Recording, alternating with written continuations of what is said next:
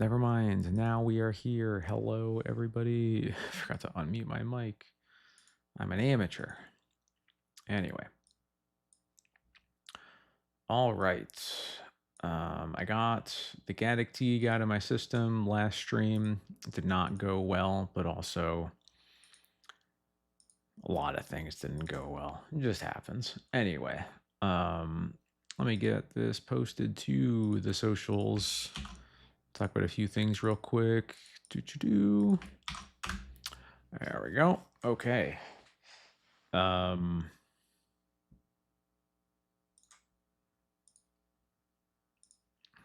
right, cool. I did update my stream title this time. Hello. It's probably only going to YouTube because, or what I'm about to say is probably only going to YouTube because nobody's here yet. But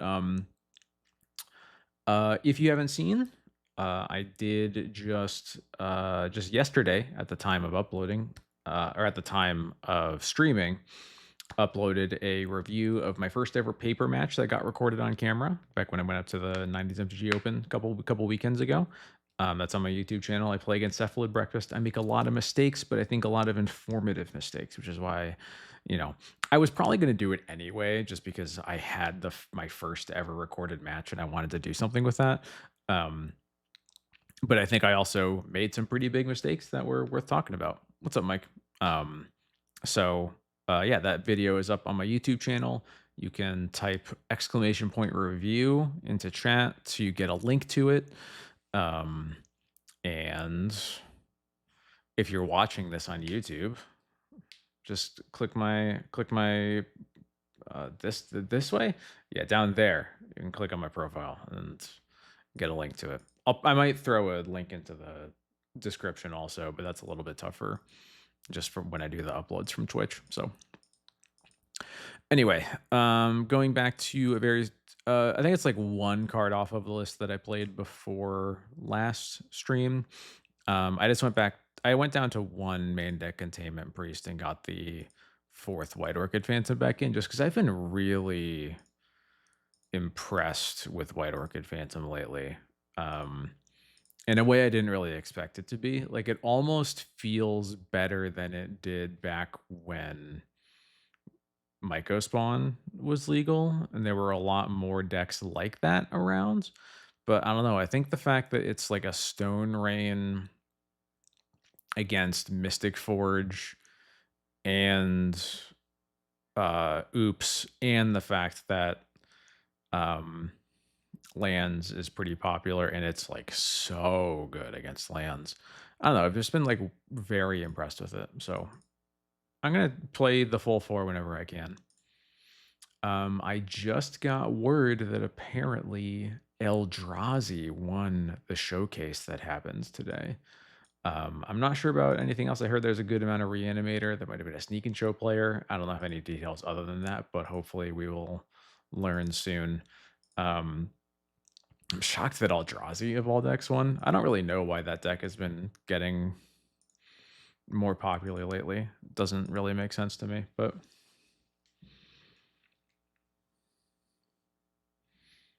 sometimes it just happens.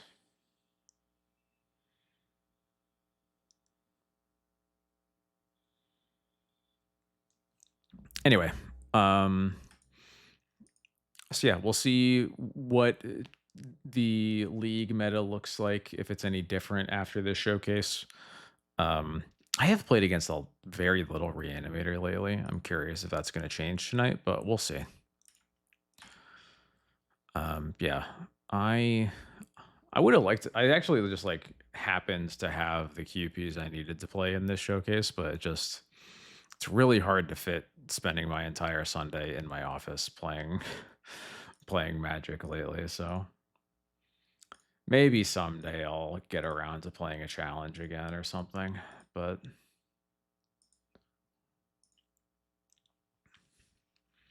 yeah, the trophies I got throughout last season, I think I had exactly 40 actually going into this weekend, so I could have done it, but it's just a lot of work.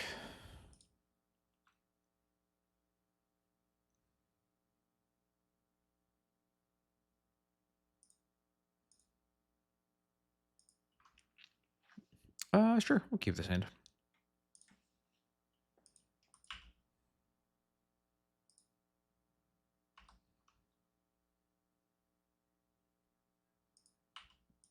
Okay. They shuffled off of the Ponder. It's like, please, I really don't want to draw Wastelands so that I have to think about whether I Wastelands.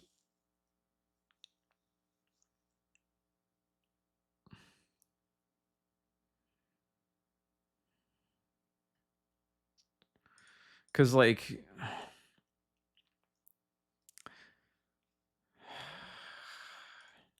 I really didn't want to have to choose whether I'm Wastelanding here. I just wanted to draw, like, a basic Plains. I'm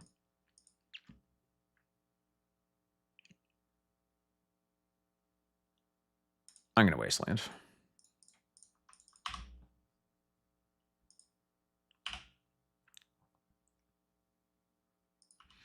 Ooh, that's a good sign. Looks like it's a cutter deck. So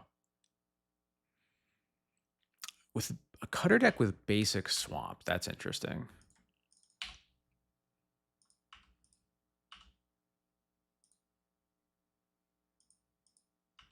Interesting. Okay. I'm gonna try to dig for more lands here. Perfect.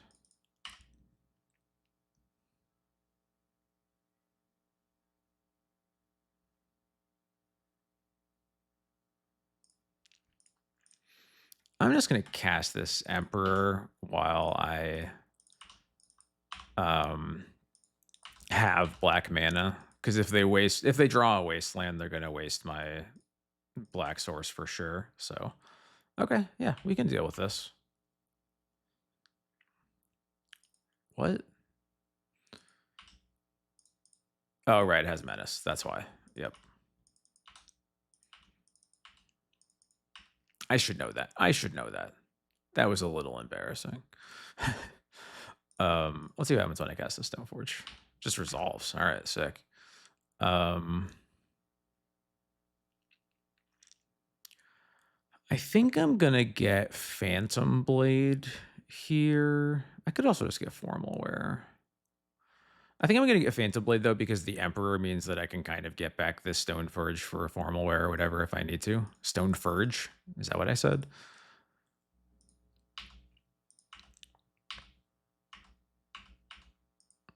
Stoneforge. So just some kind of like Grixis tempo deck of some sort is what this looks like. Basic Swamp is kind of wild though.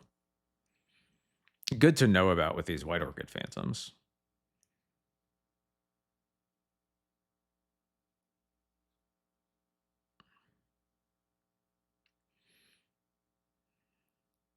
Whoa. Badlands. I wonder if there's no days over there then?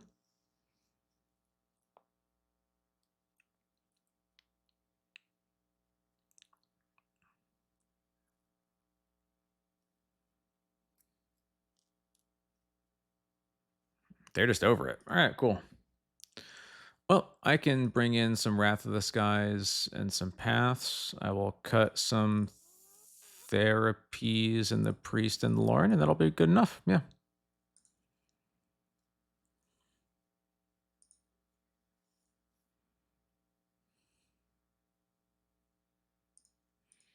Bad lands when the good lands enter. Yeah. That joke will never get old.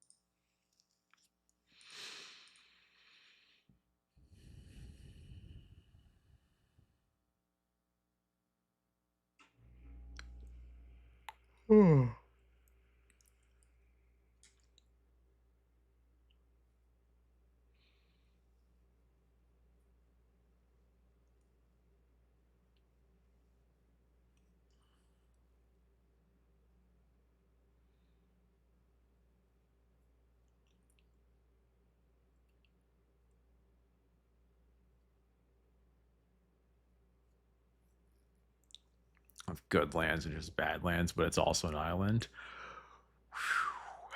That would be, God, if they printed just like literal just tri lands, that would be insane.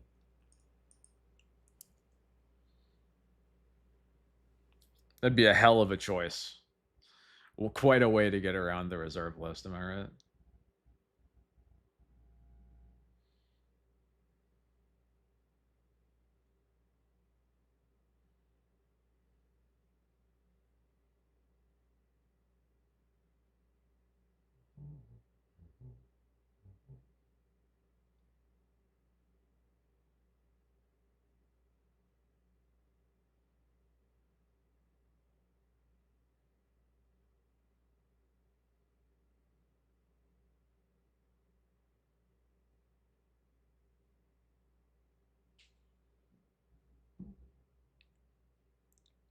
Oh, it's just the one Grixis one? Yeah, okay, that makes sense.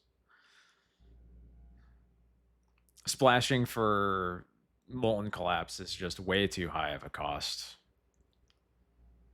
And I mean, how will they be playable otherwise?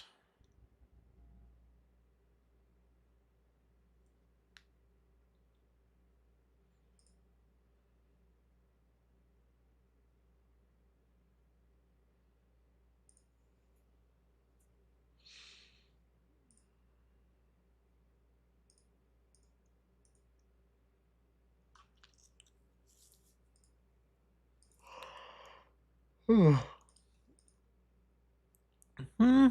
kind of clunky, but I'll keep it.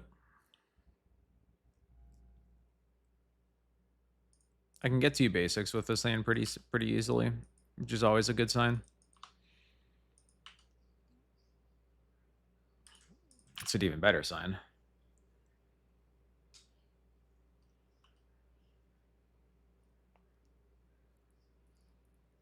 Is this Amped Raptor? Huh. Amped Raptor into Corey Steel Cutter. Wild. Okay. There's some stuff going on here. I think the risk here of casting Vile is a little bit too high, and I think I need to just use Bowmasters this turn, because I could take a lot of damage.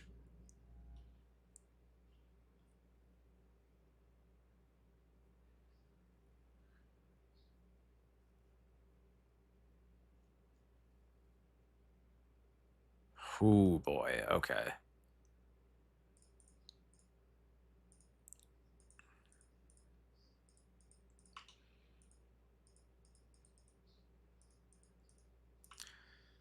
Yeah.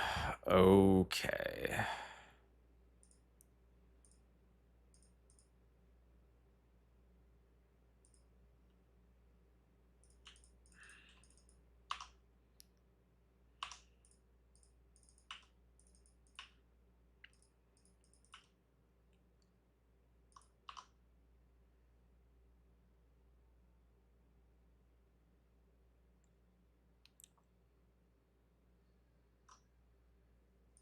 Oh, I knew they had Cutter too. I guess I didn't know, but I strongly suspected they had Cutter. I should not have cut Lauren from my deck. I kind of forgot that I did that. Hey, Frabjous Days, how's it going? Hope you're doing well.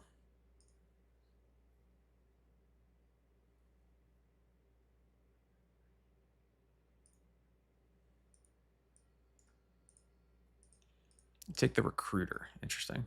I guess that makes sense. Yeah, I gotta stem the bleeding a little bit here. Let's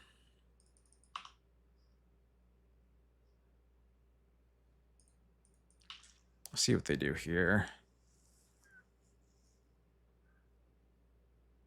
Great. Okay. Okay, they can't, or can they? They can petty theft that. That's kind of messed up.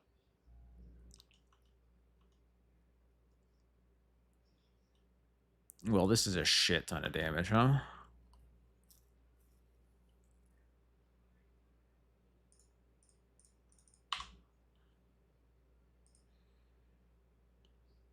If I can get another white source to cast this White Orchid Phantom, it helps a little bit because they both won't be able. They're less likely to be able to double spell, and 2/2 first strike is pretty good stat line here.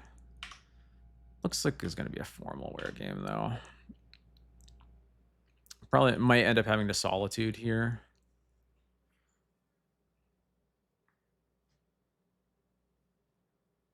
Is that Bolt on the Stoneforge? Yep. Okay.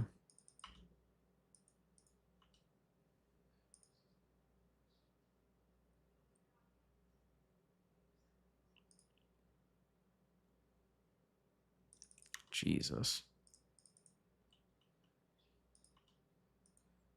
Cutter is a messed up card. This is 10 damage.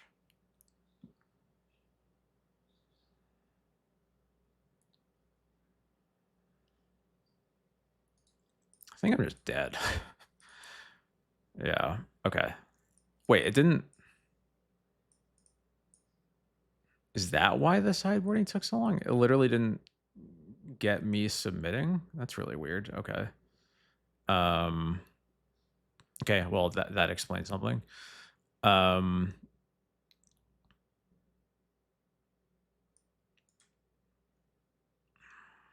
try this.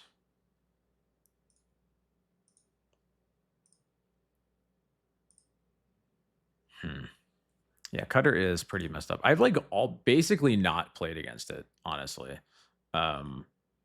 Like blue-red Cutter is everywhere. I've literally never played against it in a league.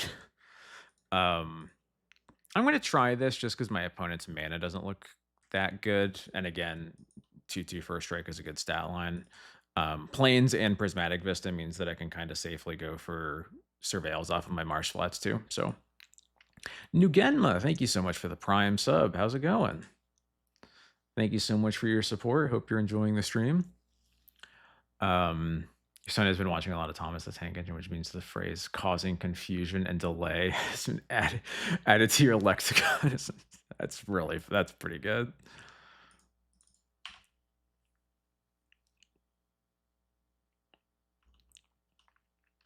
All right, we'll see what basics my opponent has.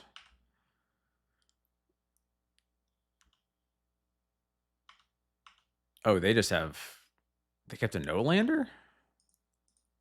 No-lander with 2 baubles? No, okay. It's like, that can't be right. I will keep that. I'm not going to cast it this turn, but I cast it the next turn.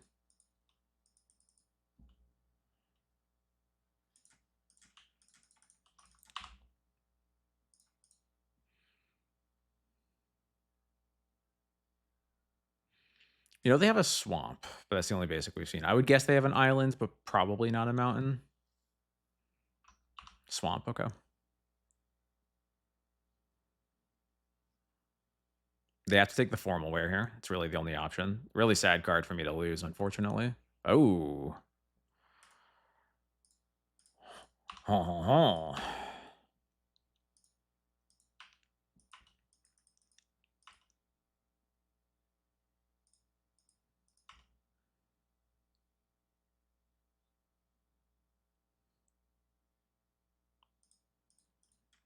Sure.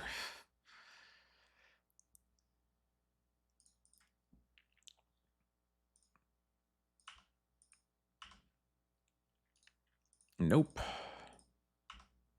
I guess no, I really don't want to keep that. I want action. Well, that is a good card against probably one of the few cards I care about them casting here, so that's cool.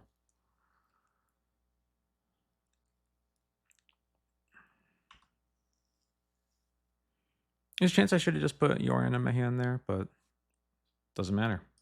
It's over. Easy.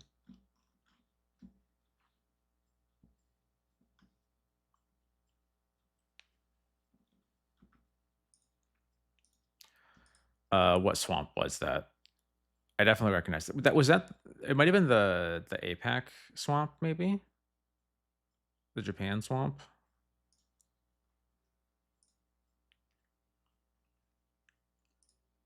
Was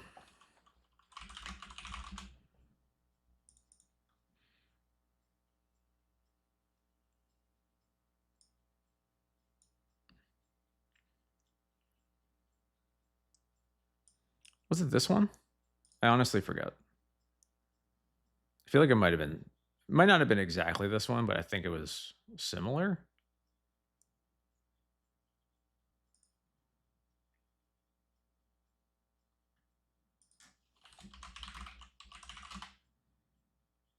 It wasn't old frame, but the APAC lands in Moto have there's a new frame printing of them for some reason on Moto. For some of them at least, I'm pretty sure.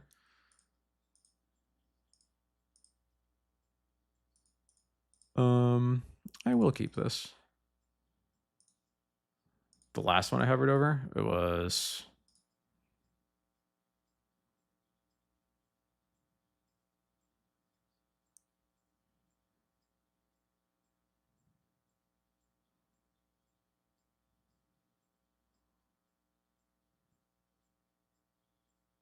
well, anyway, whichever one it was, you got it.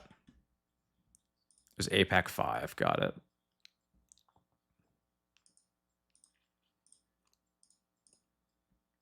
Casting Thoughtseize against a Demi-Lich avatar feels pretty important. Whoa. Okay. You have a formal wear of your own. That's kind of messed up, actually. That's actually kind of a nightmare.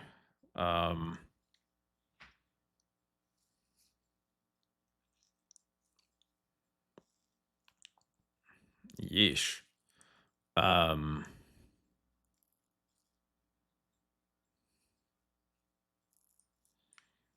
What the hell do I take here?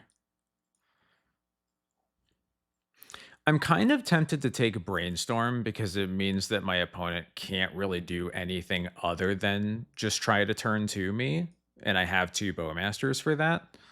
But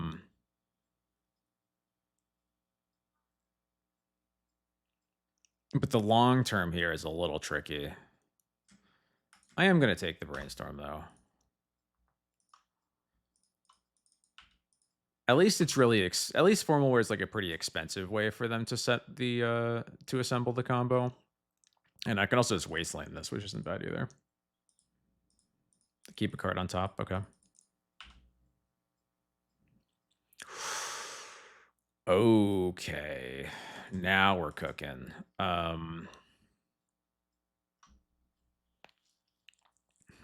Part of me is so tempted to therapy the Thoracle and then sash it, but I can't actually do that. That's just like way too greedy. I am going to take the Formal Wear, I think. Take the Formal Wear so that my Bowmasters can just handle both of the pieces. I can actually just like, yeah, I like taking Formal Wear here. They found their Dread Return is in their hand. Okay, fascinating. And now I will Wasteland them.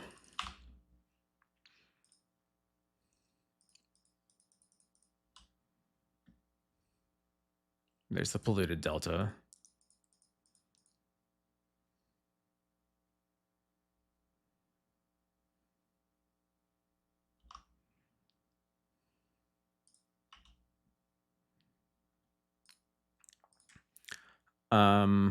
I don't really feel too much pressure to flashback the therapy now, so I'm just going to hold up Bowmasters here. I'm going to cast one of them in their end step no matter what.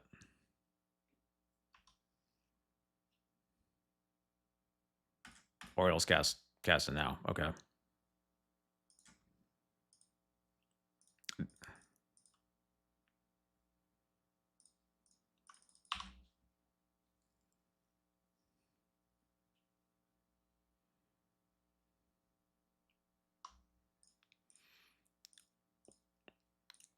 So it's very important that they're doing this on their end step because it means that they want to put back Dread Return and Thoracle, but they can only put back one of them. And now that they have showed that, okay, um, interesting. Okay, okay. Oh my god. Jesus Christ. Okay.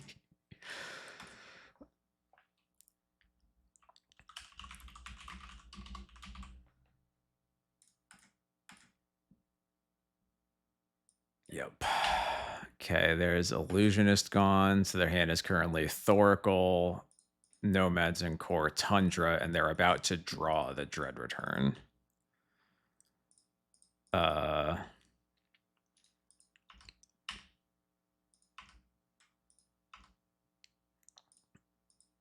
So I'm just gonna let them draw a card, and then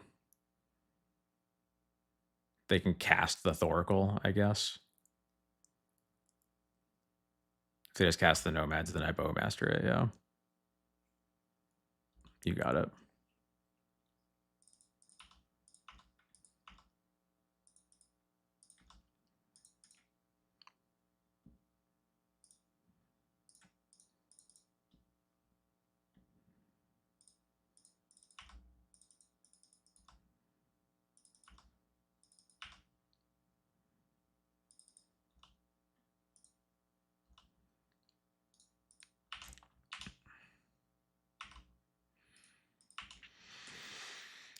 Is there any value in using therapy on the Thoracle here? I don't think so.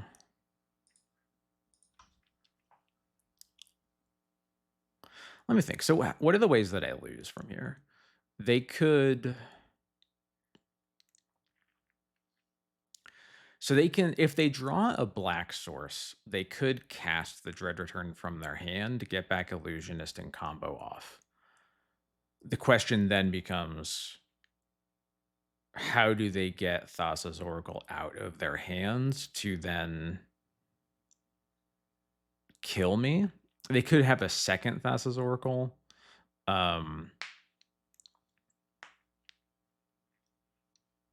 I'm just trying to think out if is therapying Thoracle or Dread Return, is either of them possibly better than just leaving the cards in their hands?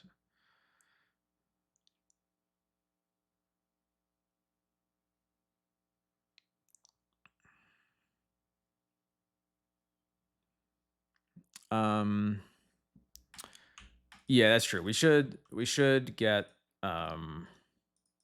formal wear here anyway. I just so like it's like Dread Return, if they draw exactly a black source and they cast Dread Return on the Cephalid Illusionist, they can mill their deck, maybe something happens. If we leave the dread, if we take the Dread Return, they could draw an Illusionist and do it, and then the Dread Return's already in their yard, but then they still have the, I guess it's still the exact same concern of like, how do they get the Thoracle out of their hands? So I actually think that taking the Dread Return is better than giving them a black source as a live out, a live draw to do something. Are we on the same page? Do we chat? Do we agree? Yeah, it doesn't look like a Nadu deck based on the scrubland. This is so weird. I don't think I've ever therapied away a Dread Return here, but I actually think it's right.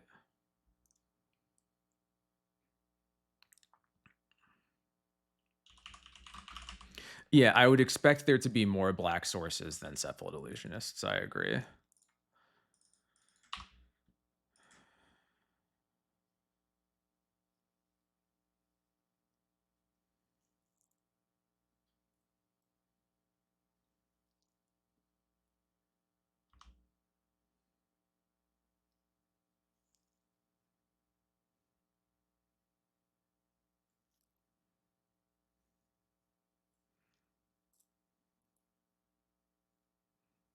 Okay, so you cast Thoracle. I don't care about that. I have lethal through Thoracle. I just formal wear for the Bowmasters, put them to 2, attack with everything else. Even if they chump the Orc army, they take 2 from the Stoneforge and the Bowmaster.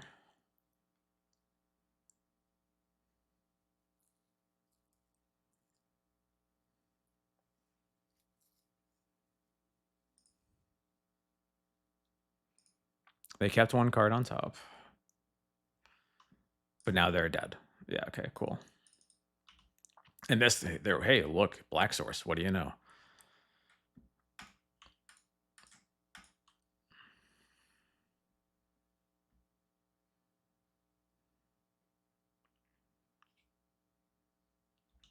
Solitude on the Thassa's Oracle might have been theoretically better in a world where they aren't literally dead on board, but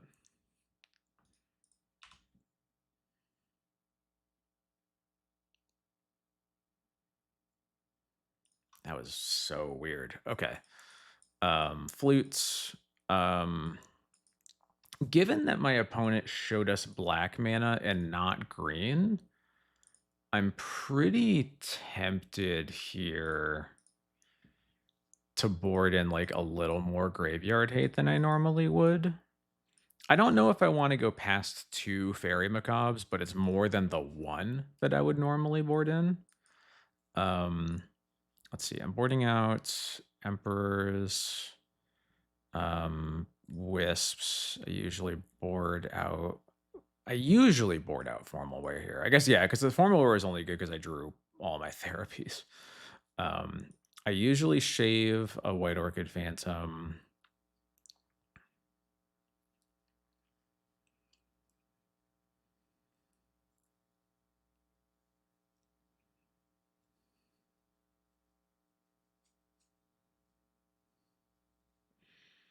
What else would I want to get?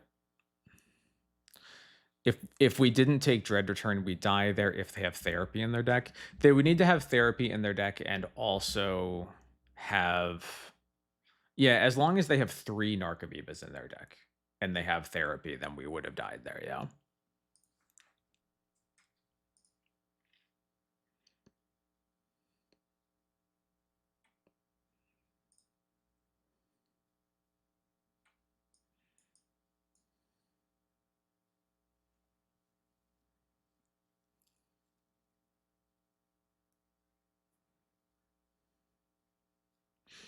I think I'll stick with just 1 fairy while I'm struggling to figure out what to even cut for the last card anyway. What else? I could shave another White Orchid Phantom. I guess I should probably assume that my opponent is on Urza Saga, but there is a very slim chance that they're not. So I'll make them show it to me. I have Wrath of the Skies also as like a good card against the Saga half of the deck. So this hand will work. It is serviceable. Okay.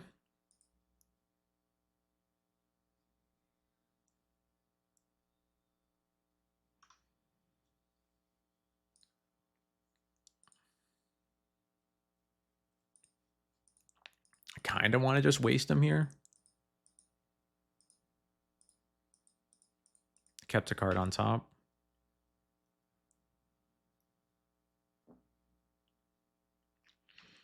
Do I want to waste them more than I want to Thoughtseize? Yes.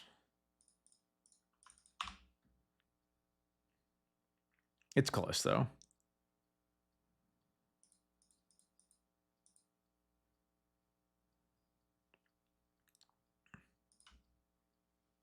I could hear the argument that maybe I'm only supposed to waste like a Tundra, though.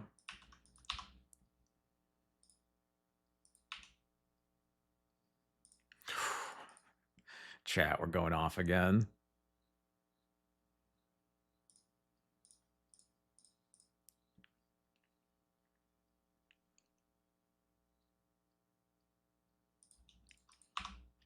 This was an argument for Thoughtseizing first, is that my opponent can't Brainstorm because they were tapped out.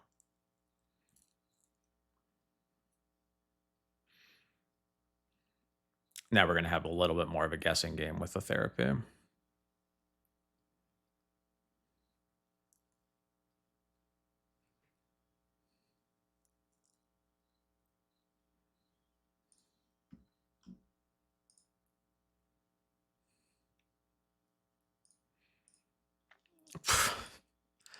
Okay. I think I take the force here, honestly. Or no, because I have I'm gonna cast the therapy next turn, so I'm gonna take the formal wear.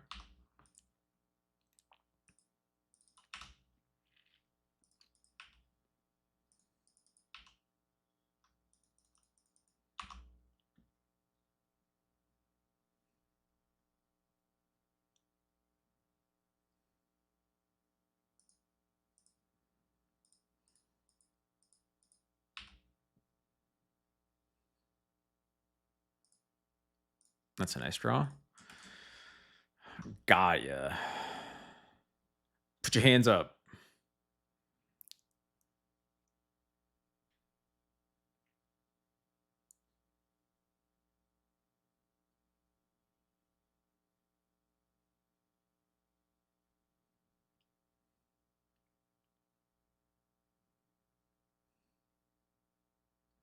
You're goddamn right you do.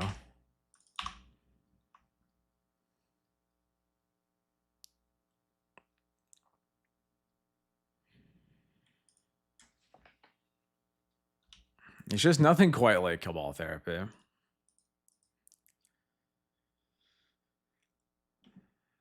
Okay, that is the right island.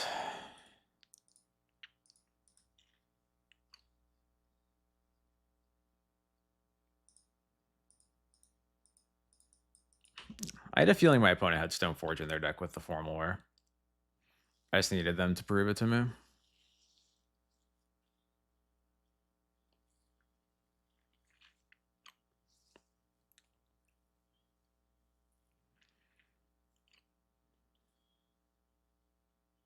I had a feeling they were going to get Cauldra, and now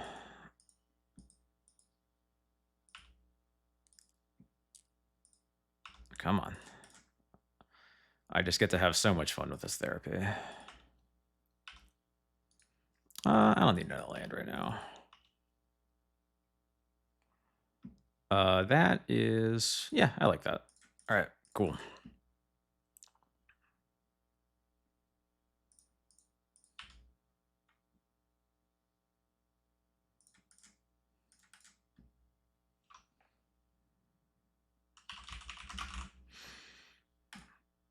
I bet you thought you were so clever. Teferi, who cares?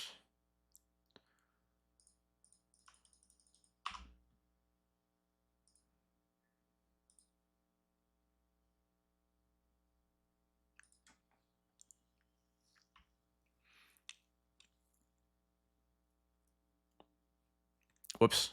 This is supposed to be Teferi. I accidentally X that out. That's whoopsie. Oopsie. So I will have the option here to Swords Cauldra or Swords Stoneforge if in case they want to bounce the Stoneforge.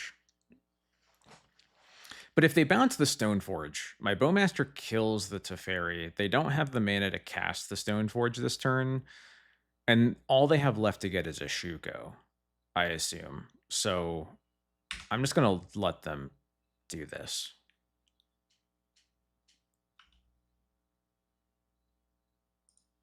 Yeah, they just plus.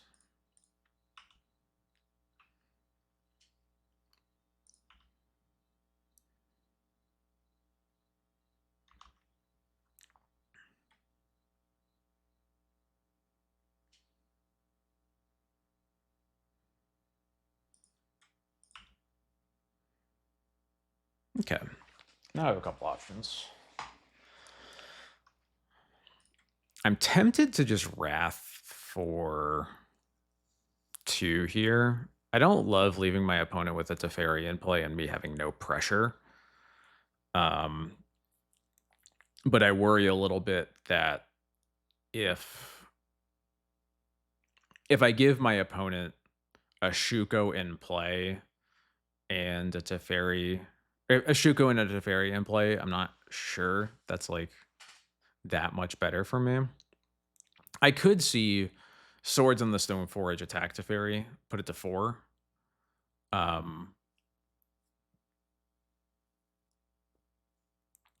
We still have 3 Skyclaves in the deck. We don't have any Wisps.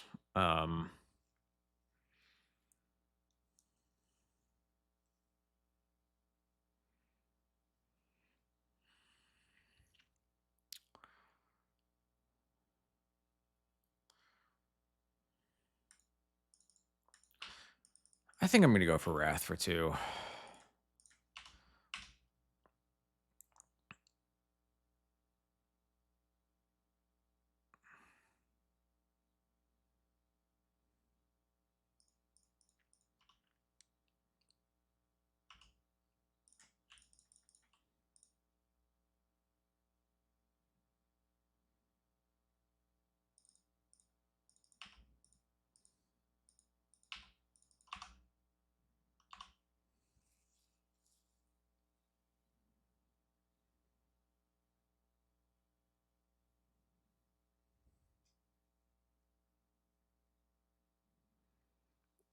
All right, let's just draw a Skyclave right off the top. Recruiter, also acceptable.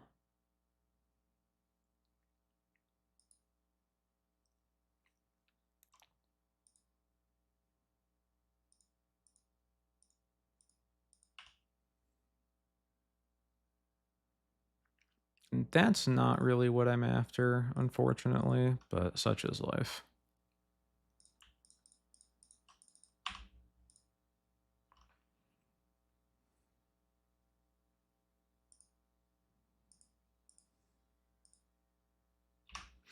Well, if my opponent had it, they could have killed me that turn, so.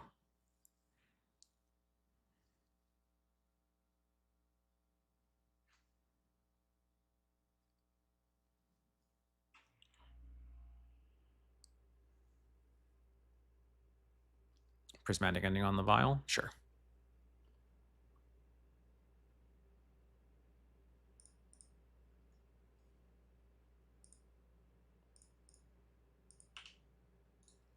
Now we're cooking. That's so good.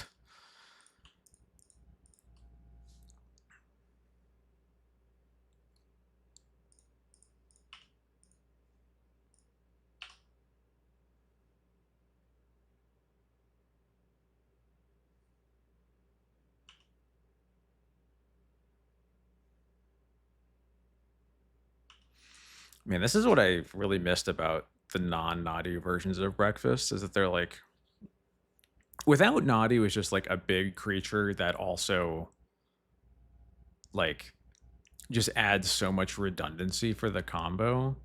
It's so much harder for like this kind of build of Breakfast to punish you for just sitting on removal.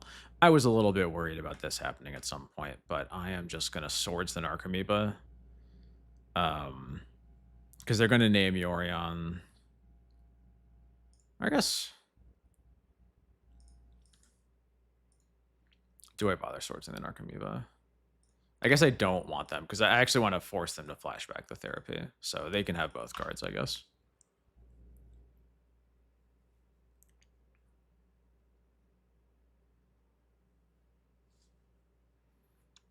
It does really suck that there's just no clean answer to Nadu in play.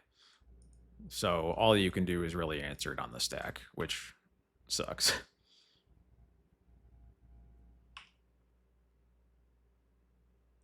Okay.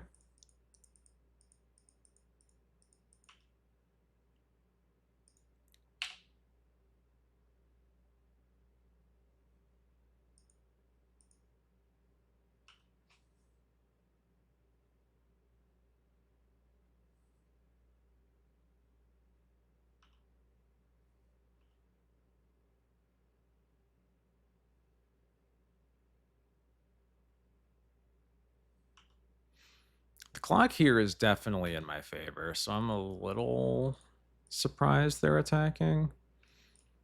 I guess they're probably not going to be blocking for a little while, but still.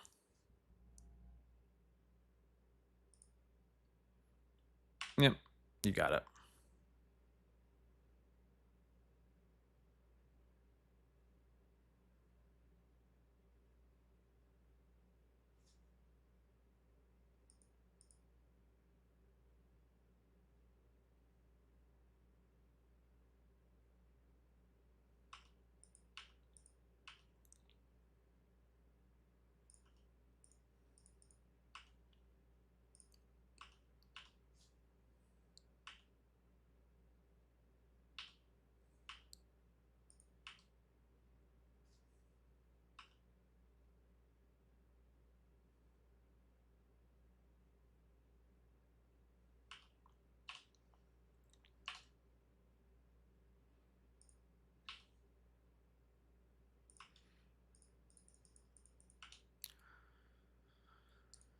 That'll be good if my opponent tries to just play both like Nomad Cephalid in the same turn. We get to path one and this guy claim the next one. Nadu is probably the biggest design miss since, yeah, it probably, yeah. Like, there's certainly other cards that are pretty egregious. There's very few that like. The way that I regularly describe Nadu is that, like, more so than basically any other card, I think Wizards, if they had the ability to unprint a card, Nadu is probably the card that they're most close to doing that with. Because it just doesn't, just everything about it's just kind of a train wreck, right?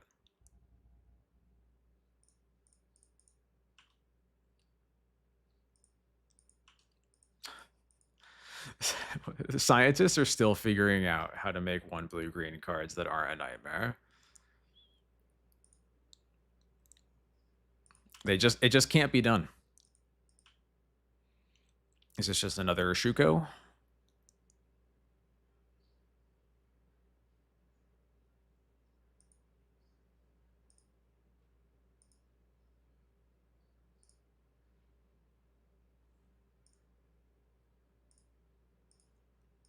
Fail to find. Oh, right. I've already answered two Shukos, yeah.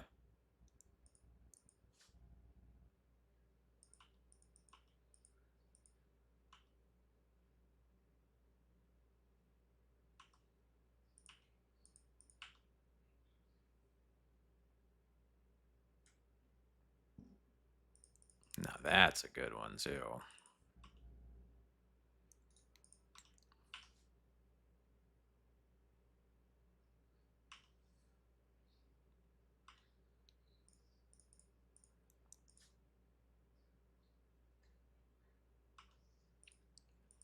All right. Is 3 layers of interaction for Cephalid Illusionist comboing versus 2 cards good enough?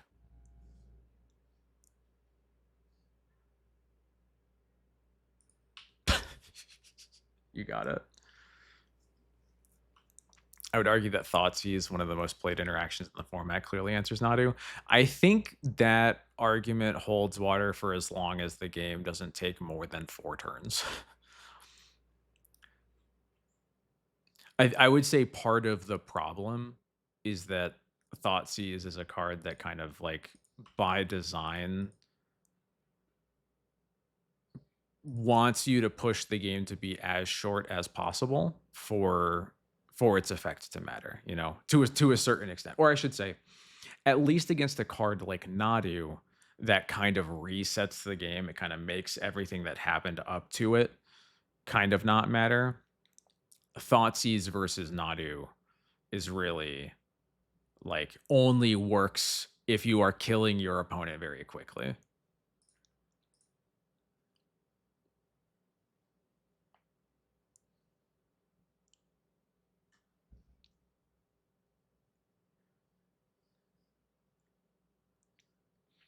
Because otherwise there's a whole game that can be played after that where Nadu might be drawn once or twice. I might be speaking from experience on that one.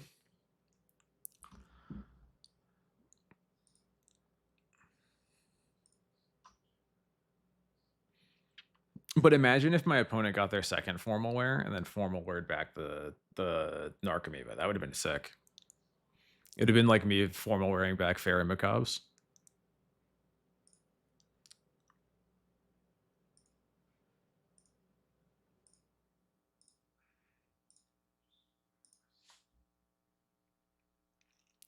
Sure.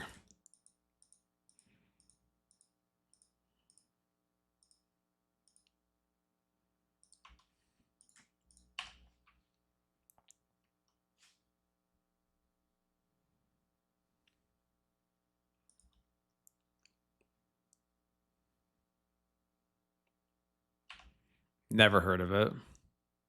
Oh, wait, this is one of Balenciaga and Boba's alts, isn't it? I think it is. So I think we're in Jeskai Stoneblade territory. Jeskai back to basic Stoneblade.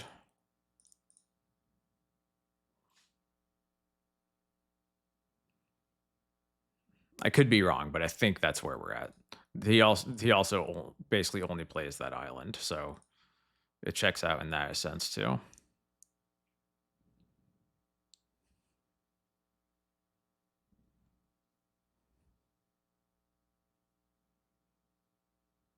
Although he does not usually wait this long to pass priority, so no, I'm not sure. We'll see.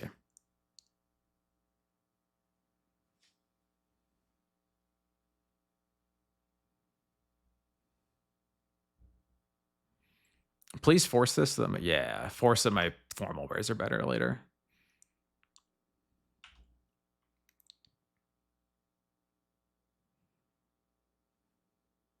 Yep. Yep.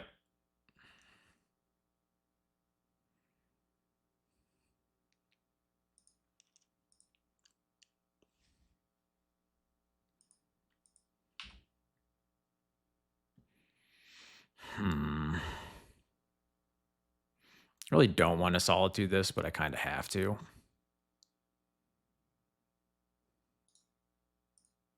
Yeah. Man, it just doesn't have anything else going on, unfortunately.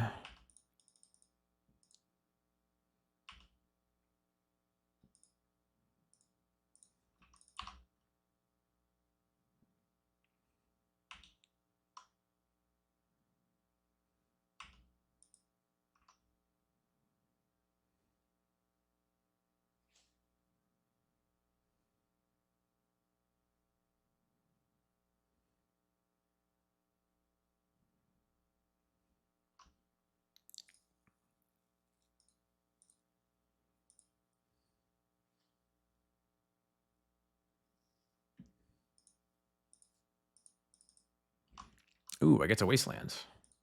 That doesn't happen very often in this matchup.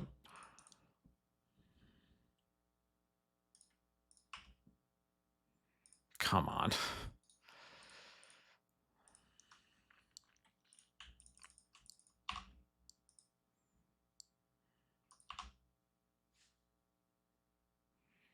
I'm guessing this Cauldron was probably shuffled away.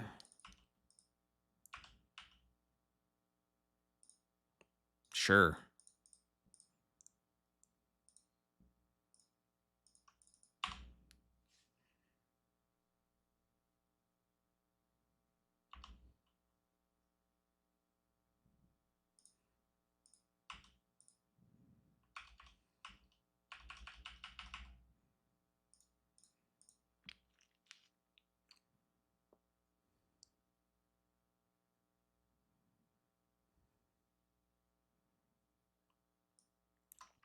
The Cauldron did not get shuffled away.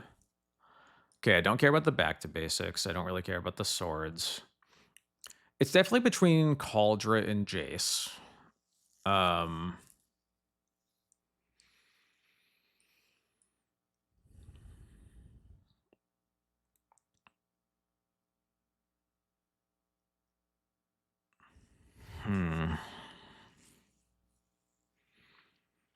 I think I just have to let the Cauldron rot in the hand as much as I want to not have to deal with it. I think I just can't risk this Jace getting into play. Yeah.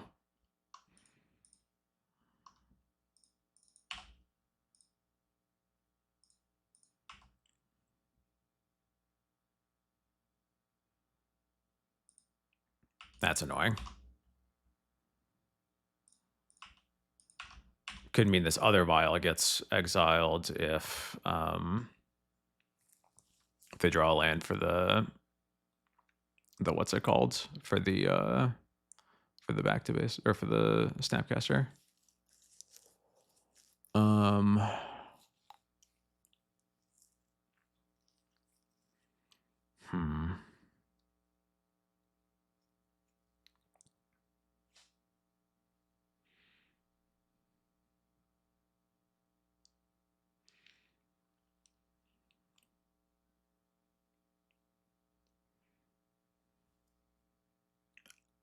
Do I want to bolt this Witch Enchanter in just to make sure that it's untapped to potentially cast Yorion if they draw a land and play back to basics next turn?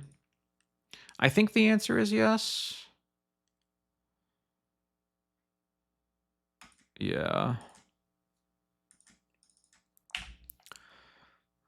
I'm not casting the Yorion into the known Swords to Plowshares, though, so they can either play back to basics or they could snap ending the Aether Vial. Snap ending, okay. Yep.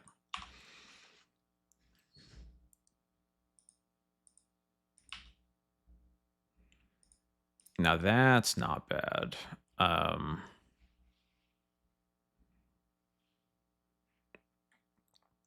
What am I naming here? This is probably going for Force of Will. Yeah, I think I want to name Force of Will so that the Yorion can resolve, and then the Caracas saves it from swords.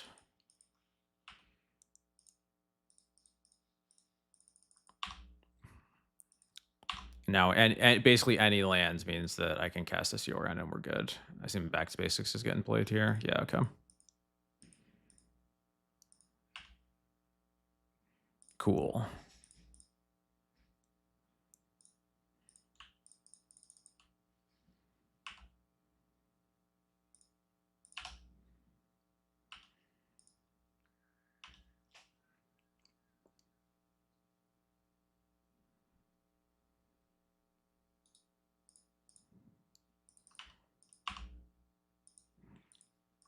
Yeah, it's an out.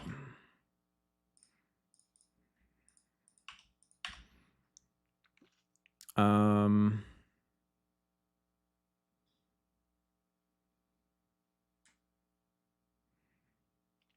gonna go for Formal Wear here. I think it's likely that we get to Cauldra, but my graveyard is actually. I guess I have a Stoneforge to get back with Formal Wear, but that's good enough for me. I just want to have something I can definitely cast next turn. So I would like to just. I'm just gonna trade if they let me.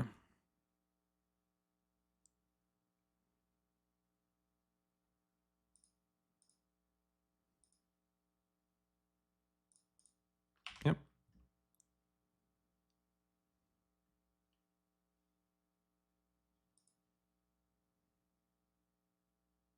Sure.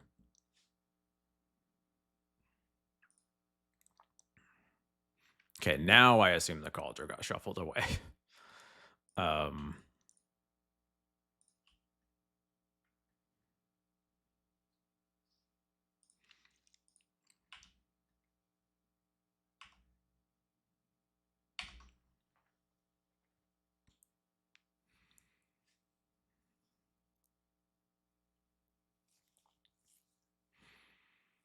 I think I'm just gonna get Sash here so that I have a card I can cast next turn.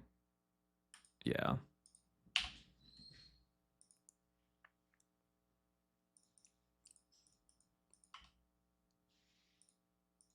They drew a card. So Jace maybe? No, just Ponder. Okay. That's true. We can. I'll probably convert the Caracas. Yeah, because it makes future Caracas draws feel a little bit better. It doesn't shuffle off the Ponder.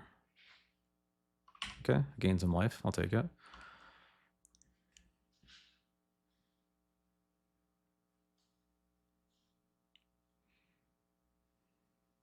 This Cauldron is definitely gone at this point.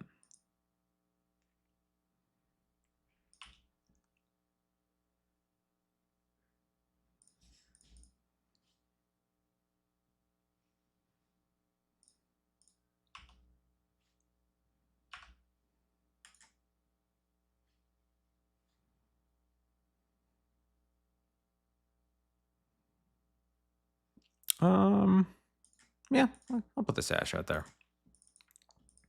Won't activate it unless I have to, but hey, who knows? Maybe it'll do something. I'm not sure how many Snapcasters they play.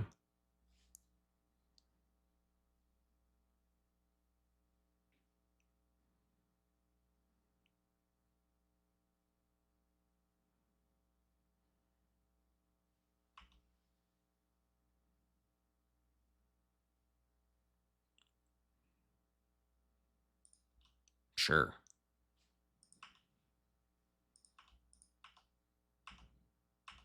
That like super does not matter against my board right now.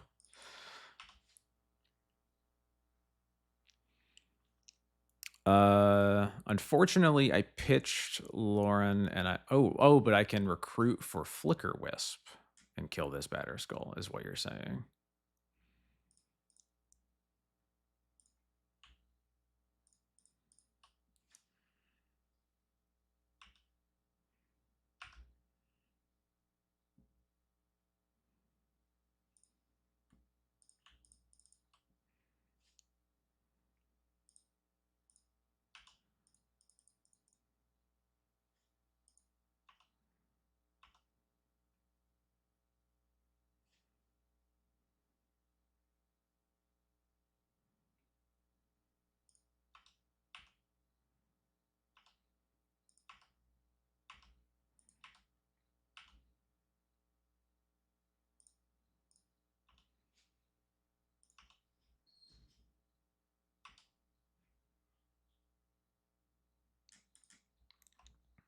That's what I'm talking about. I guess I probably don't want these Wraths. I do want these Paths, though. So I think it's just Flute and Path. I don't love Emperor Bones. Formal Wear is inconsistent. It's really good when it's good. I think I probably still want it in my deck, but it's going to have spots where it's kind of bad. I think I could have Bowmasters, though, because Bowmasters only puts pressure on my opponent. It doesn't answer Stoneforge, and Stoneforge is like basically the only card in their deck that I actually care about. Jace to a lesser extent. They just don't have as many Jaces. I have some cleaner answers to it. Oh, wait, no. Hold up. I want Orcish Bowmasters over White Orchid Phantom. I forgot these White Orchid Phantoms are pretty garbage.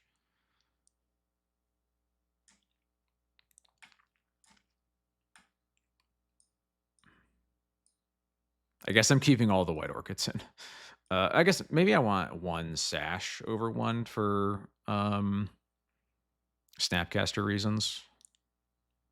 Let's try that.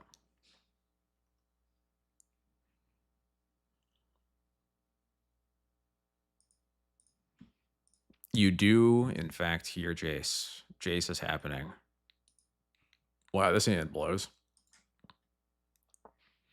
This hand is somewhat better. I'm going to put Flicker Wisp back.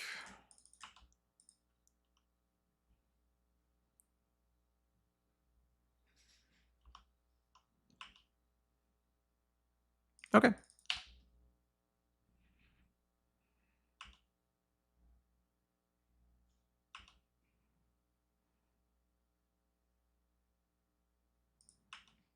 You got it.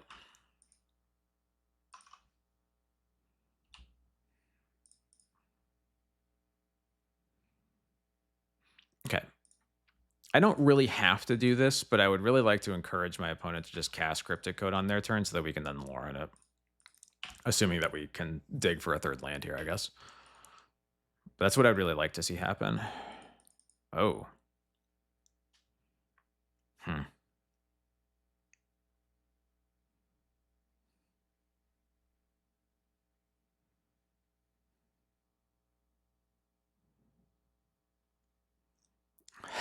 No way they have it, but I'm probably supposed to just make them have it, right?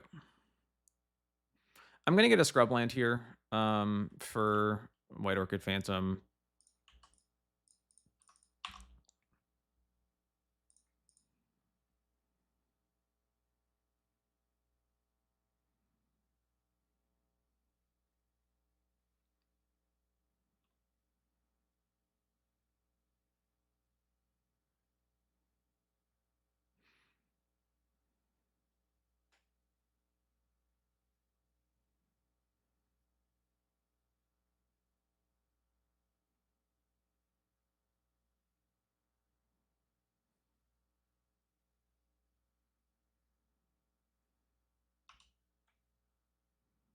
Okay.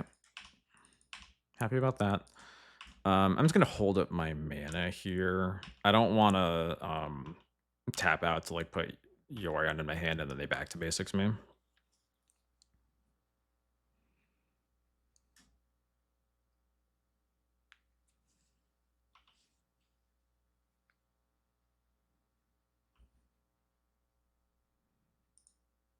Although it's a little bit worse if they Jace me. Oh, it's Narset, whatever.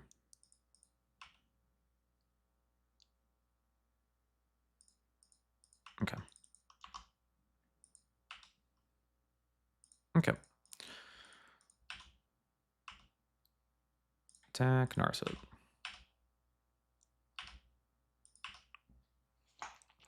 I think I want to play White Orchid here just to have a little bit more pressure on board.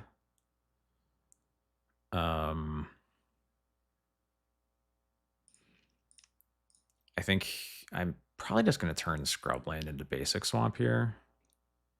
Yeah.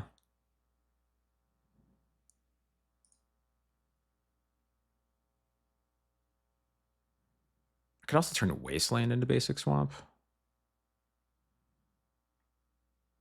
I actually like that better. Less mana on this turn, but that doesn't really matter.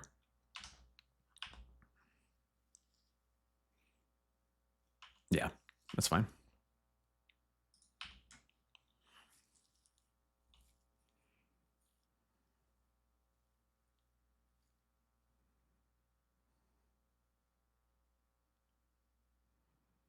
Why do you still have Counterbalance in your deck, dude? Sure.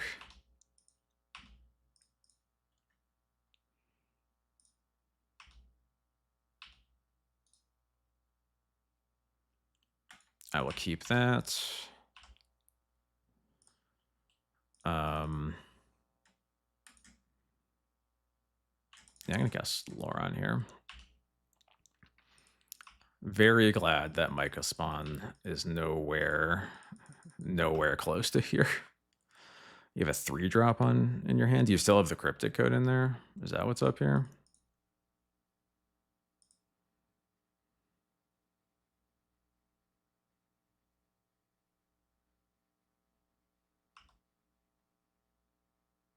Yeah, okay.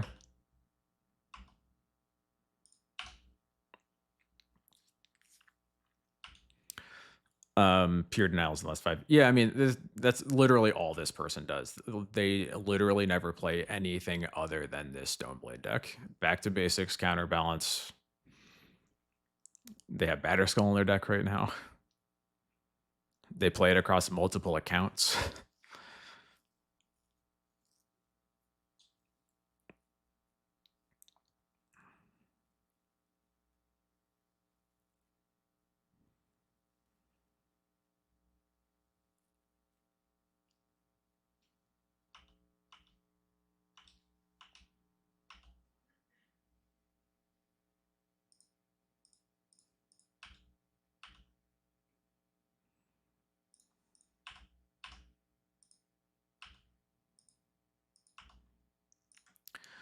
I feel like they probably put Cryptic Coat on top just in case.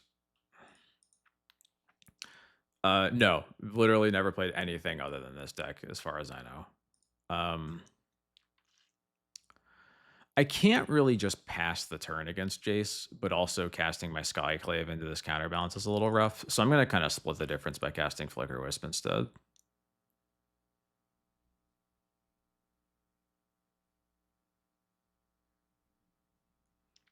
This is the same. This is an alt of Balenciaga and Boba.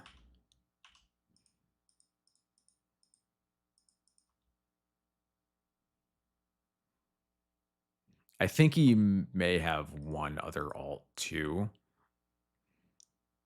but I don't know that for sure.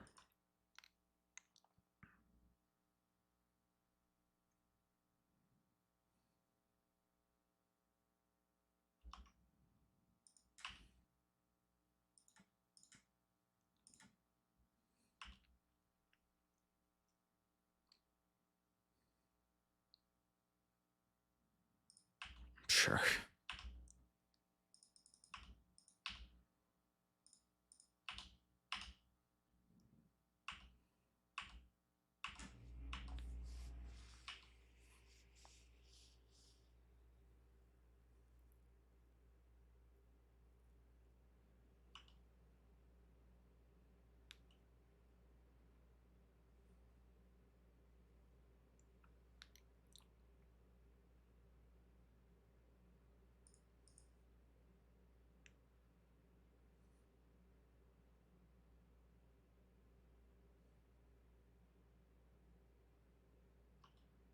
Fortunately, you can just cast the Cauldron next turn.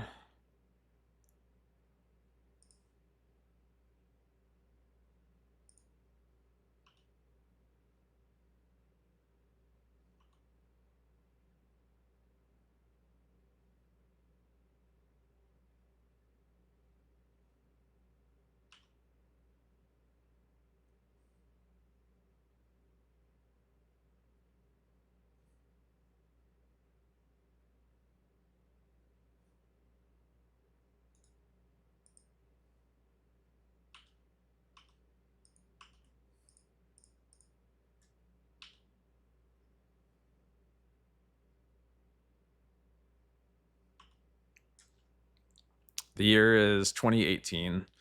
That is literally all that this person ever plays. They do not play any other decks ever. um,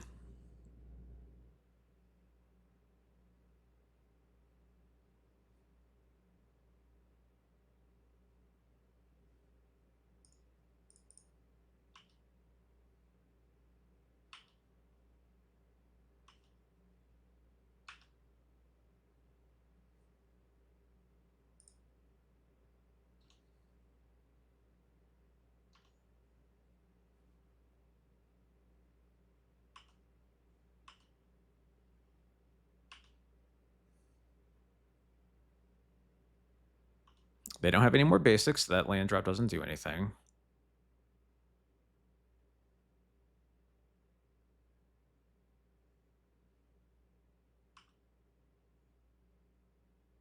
Okay, they just declines to. Did I admit? Yeah, they just didn't use paths. Oh, I guess they wanted to keep the card on top.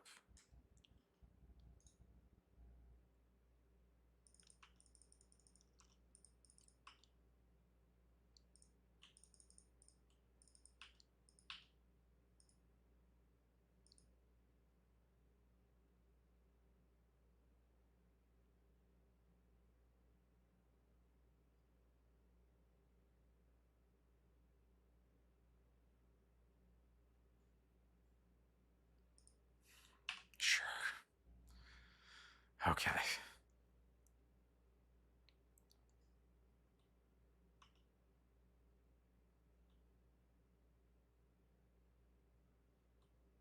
Begging you to fate seal me. Come on.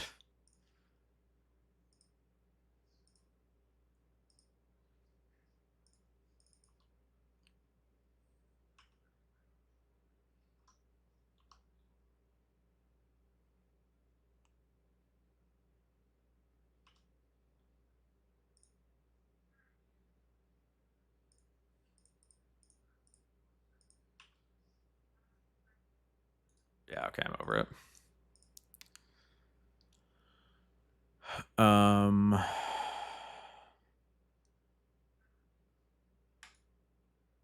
Yeah, we're just gonna resubmit.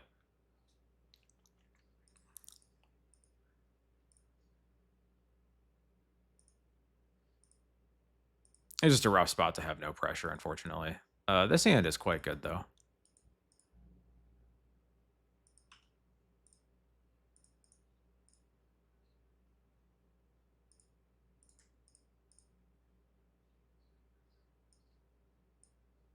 Oh, okay.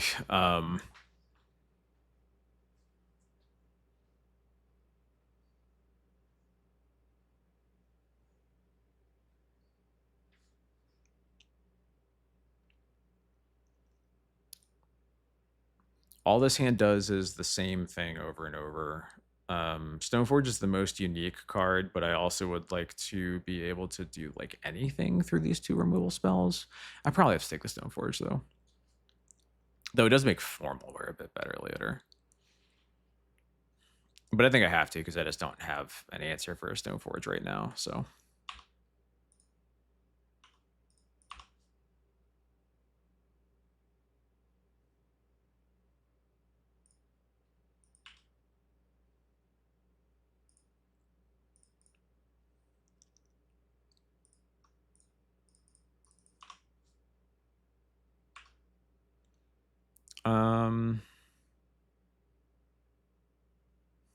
I guess I get a Sash.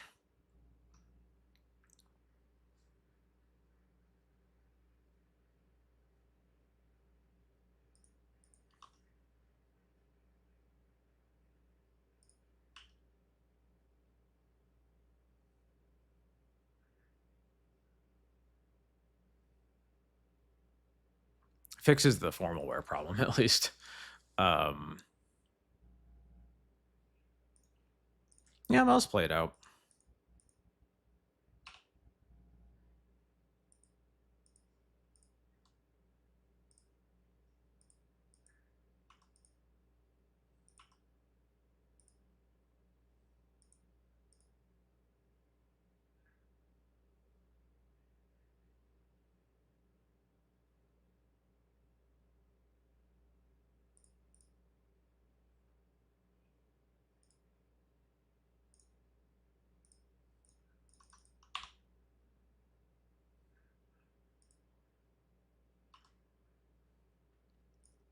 All right, that's something to do.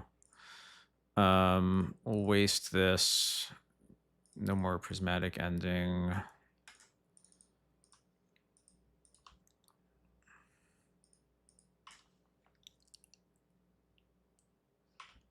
Just the point. Second brainstorm. I don't know anything anymore. Netherlands Plains. Yeah, I really like this Plains. I would play with it in paper if it came in foil, but unfortunately I'm a sicko, so. Okay. I was hoping we would have drawn a removal spell by now. But my opponent just goes for Cryptic Coat. So I guess they assume that I have a removal spell, which is probably fair of them.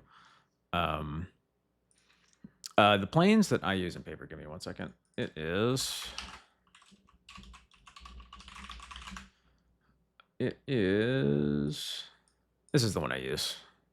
It's the one that I have in my cube, so I just pulled them out of cube and started using them in Legacy. For most of my time when I was playing Mono White, I played with this planes. This was the first planes that I got like 9 foils of to play in paper. And I have like 19, but I don't use them anymore. So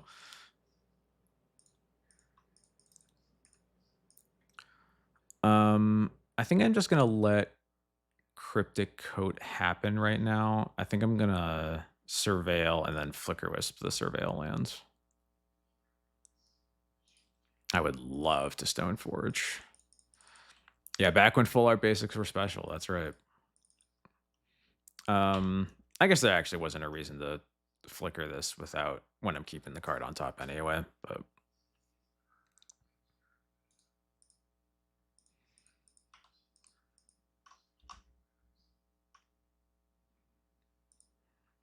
would you cut it out?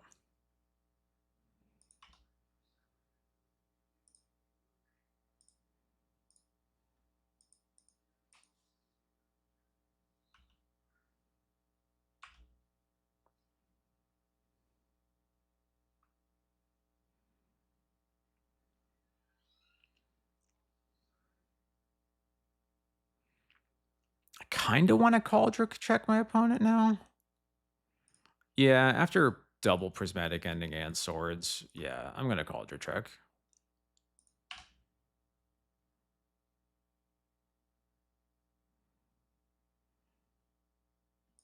Yep.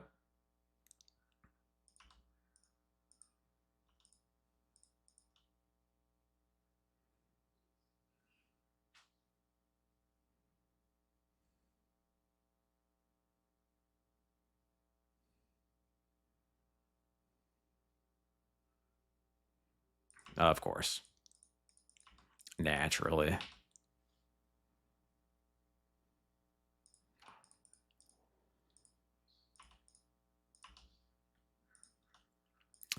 Yeah, I'm just going to play this Bowmasters out.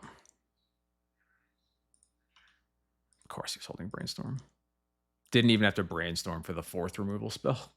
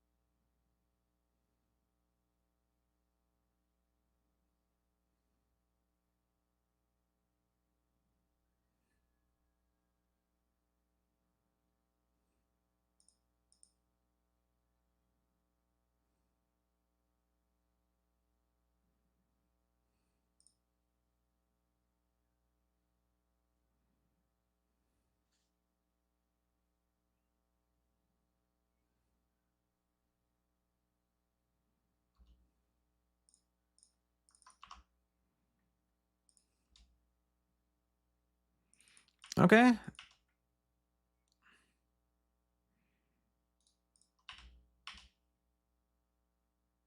Dare you to block.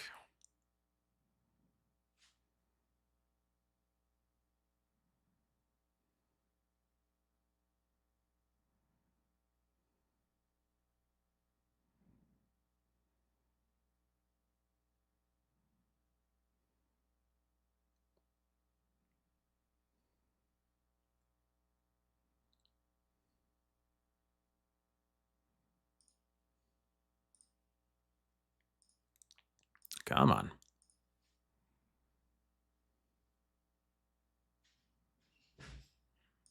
The 5th removal spell. Okay. Sure. Okay, I mean, I'm going to cast it. My goal here is to kill you now, so...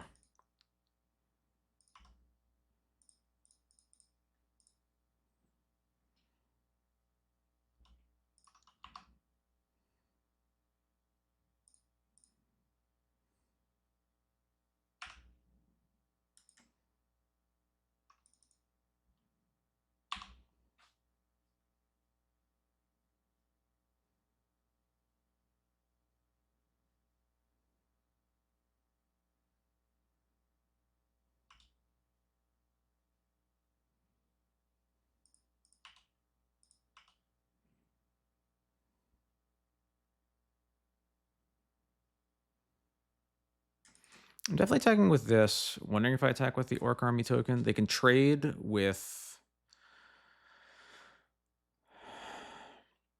I don't think that I want to attack with the Orc Army. They're just going to make another cloaked creature because they can just bounce the coat, put it back in with Stoneforge.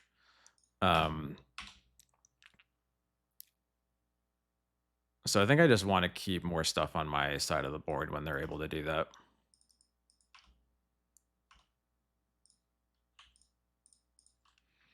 I don't know what I'm recruiting for. It's probably a Stoneforge.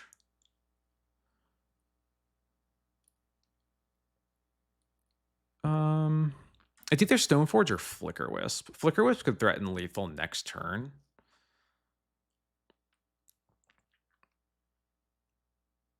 Or I guess they threaten lethal on the same timeline, so never mind. Because either way, I'm not threatening lethal until the turn after next.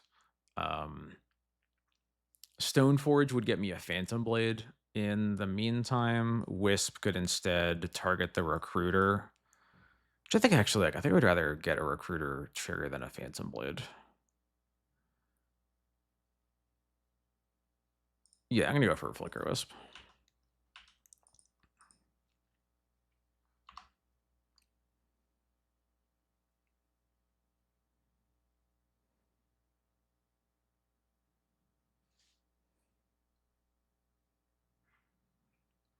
I think I would go for Stoneforge here if I had something to formal wear for, but since I don't, I think there's just not much of a reason to do that.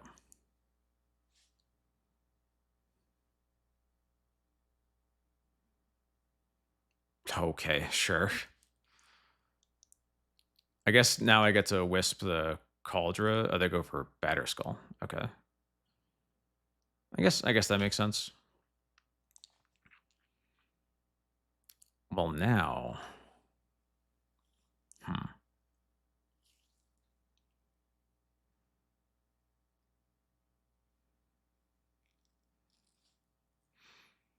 I guess... White Orchid Phantoms threatening to block the Batterskull assumes they don't draw another land, because then they could just put the Batterskull on, like, the cloaked creature. So I think I just have to assume that that doesn't happen.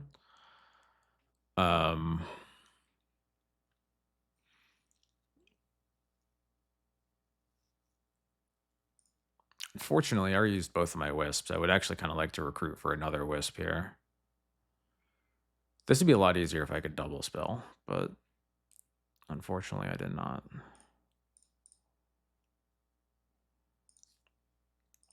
I'll start with this. Flicker the Recruiter.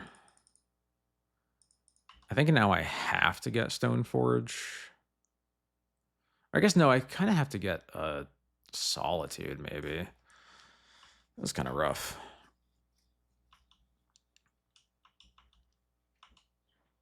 It's Solitude or Stoneforge. It's one of the two.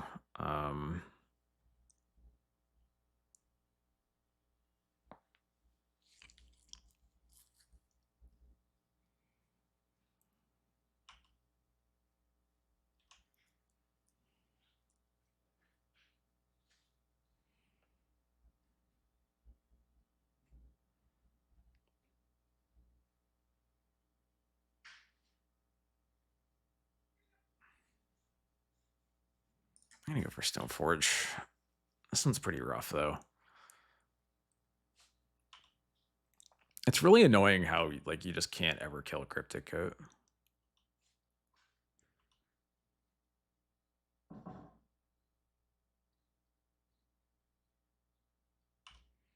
Okay.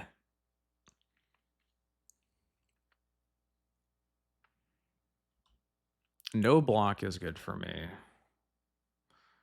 Kind of wish that I had Wrath of the Skies in my deck right now.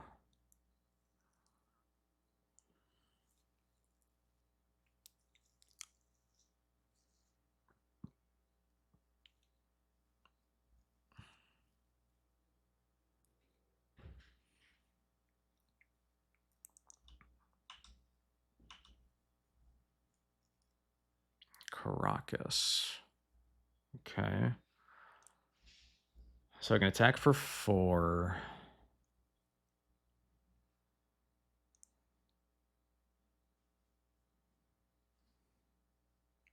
I attack for 5. So I can attack for 5 in the air. They go to 4. I then put another 2 power into play with the White Orchid Phantom. Stoneforge can get a Phantom Blade. So I think I'm still just kind of banking on them not drawing a lands to equip the Batter Skull.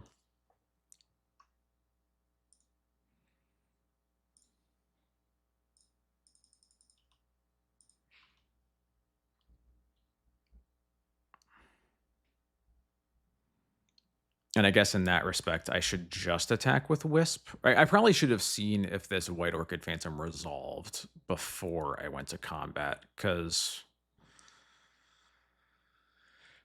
if I don't attack with White Orchid and then also my second White Orchid Phantom gets like forced, then I'm going to wish that I had attacked with the first White Orchid. I think I have to assume that the second one resolves, though.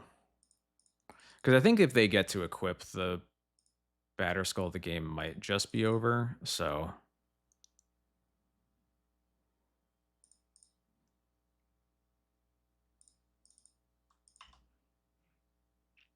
We are thinning.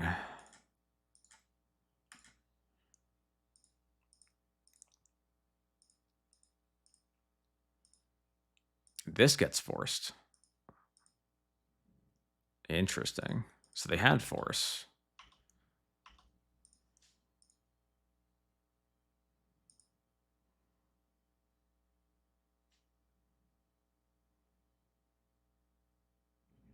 I think that they should have forced the White Orchid Phantom. Because if they don't draw a land, I guess they could draw like a removal spell also, but like their draw here, like if they force the White Orchid Phantom, my lines are pretty bad just across the board.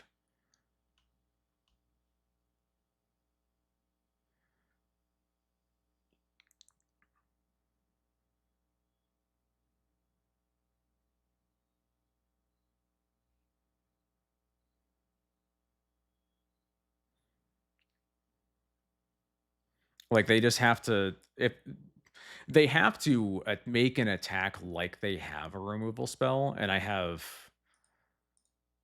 no avenue to play around it, so I'm gonna make them have it.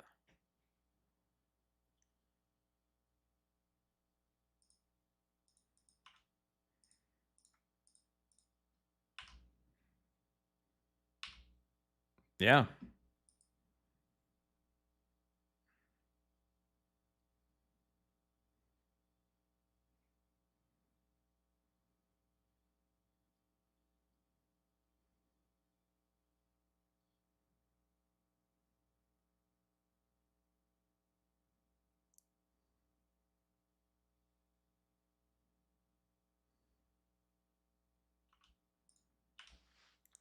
You just forget First Strike exists? I don't know.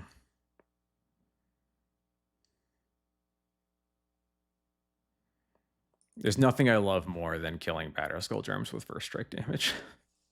It doesn't happen very much anymore, so I have to revel in the opportunity.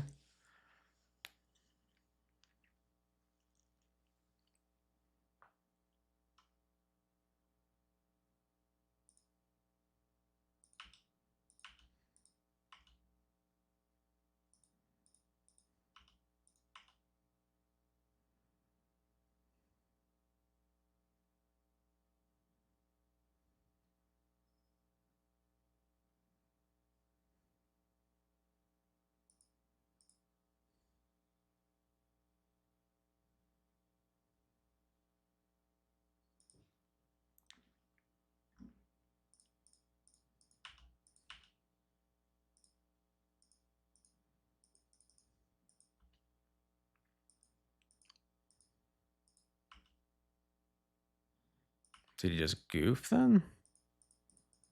Might have been a goof.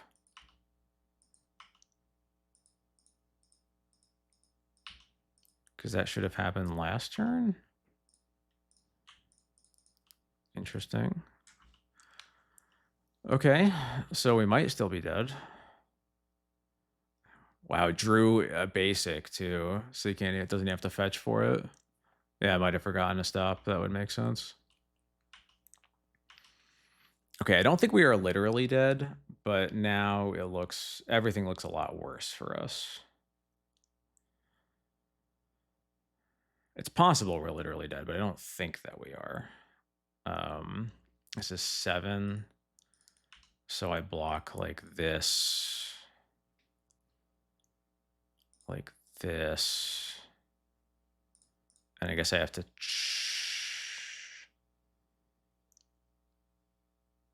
I guess I have to chump here. So it looks pretty bad.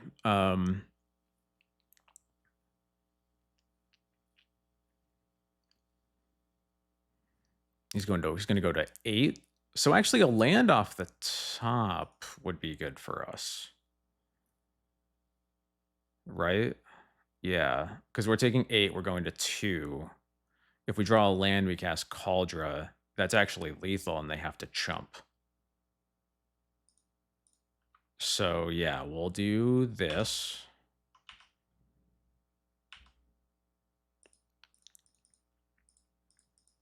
Although I guess them if they chump them, maybe we just die on the backswing. Okay.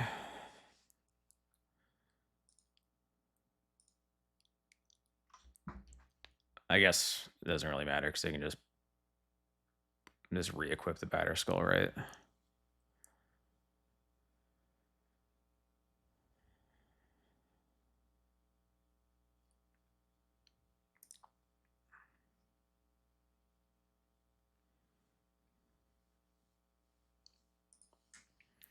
Do I have any options here?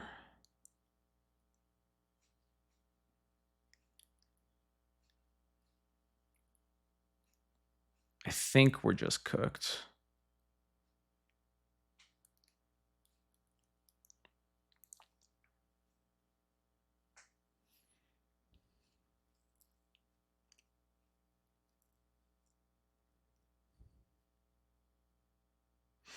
I guess our best bet would be if we... Okay, I think we just have to pass here. We just pass. We plow this one in combat.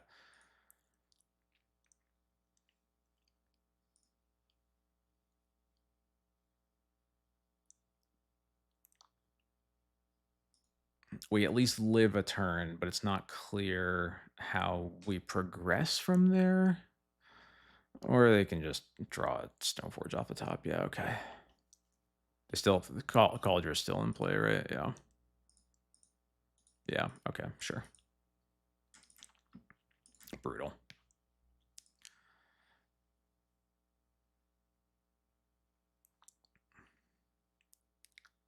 Sometimes your opponent draws 7 removal spells.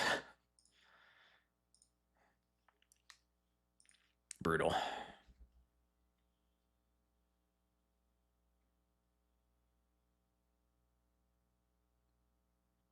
Why didn't we Orion? Because we can't. The cryptic coat, like the cloaked creature has ward 2, so we don't have mana to Yorion plus swords.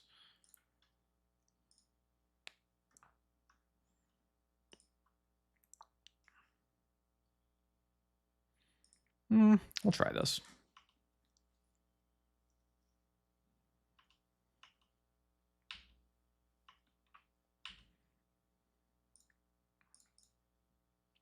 All right, Scrubland it is.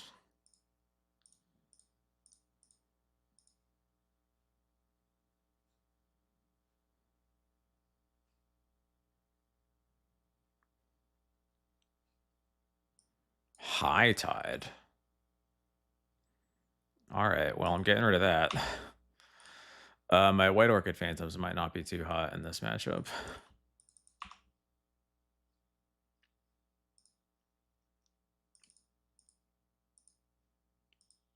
Or these Wastelands.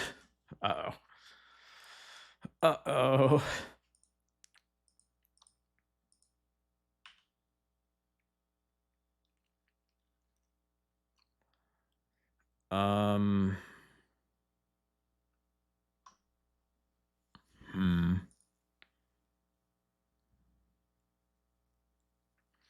I don't even really think I want to Cabal Therapy yet.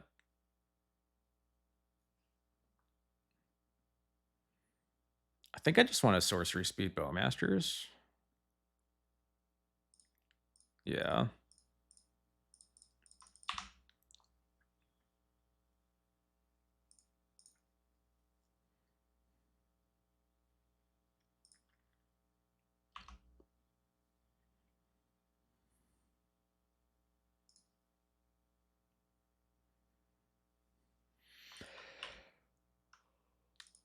Okay, that helps. Excuse me, that helps a little bit. I'll just go ahead and attack.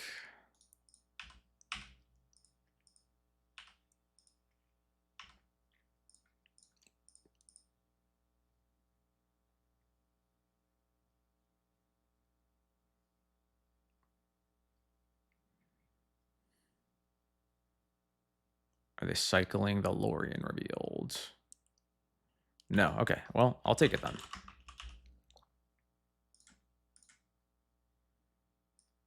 Wait, what?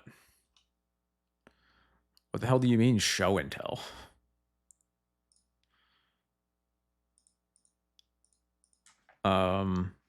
Okay.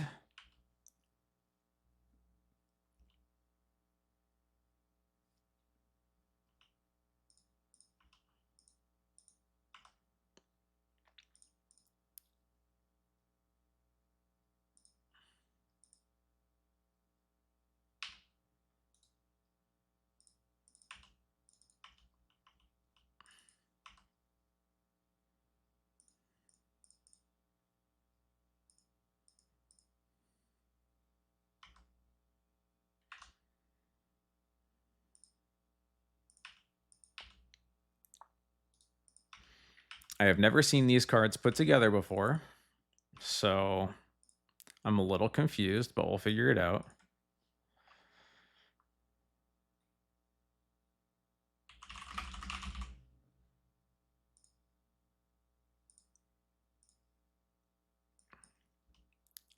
Okay, well, I guess I'm glad I got rid of the show and tell. Um,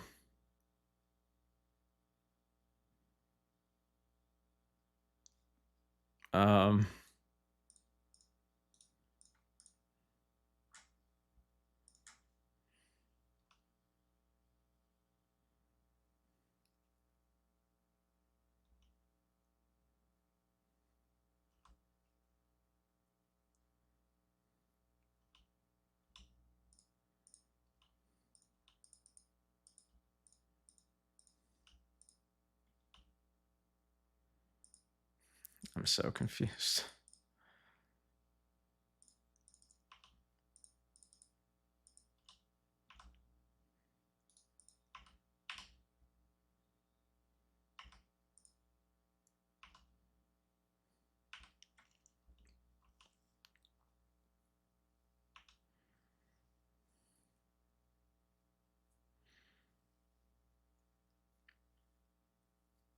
Okay, show and tell's back on top.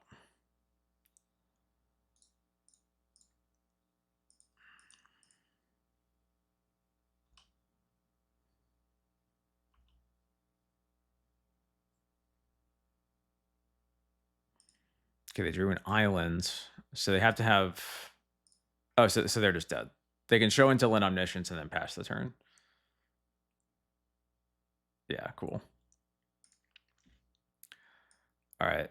I have no idea what's going on, gang. But we'll board these in, and I guess I'll board some surgicals in, and then we'll see what happens. And I will cut all the removal I can, which is not very much. I guess I want Containment Priest over Phantom Blade. There we go. Nah, I'm good, Charla. Thank you, though. Nice try.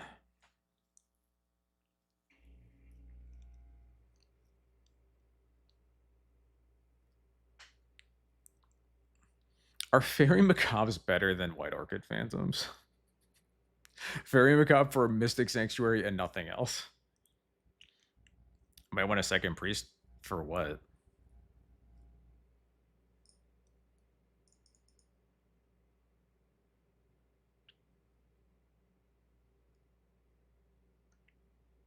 Opponent's mulling to 6. I'll try it.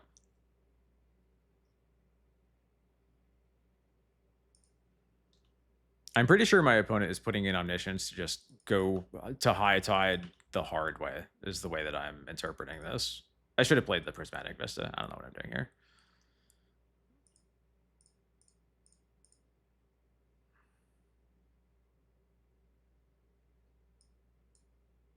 Snap, huh?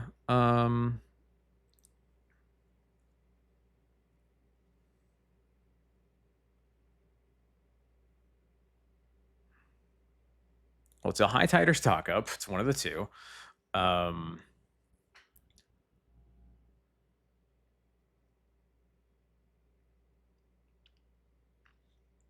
just going to take High Tide. I'll take Stock Up next turn.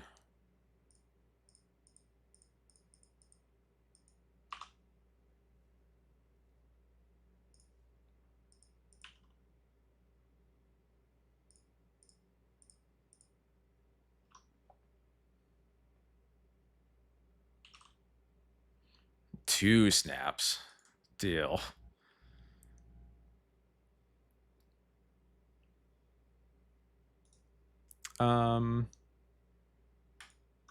Yeah, sure. So the hand is Misty. 2 snaps.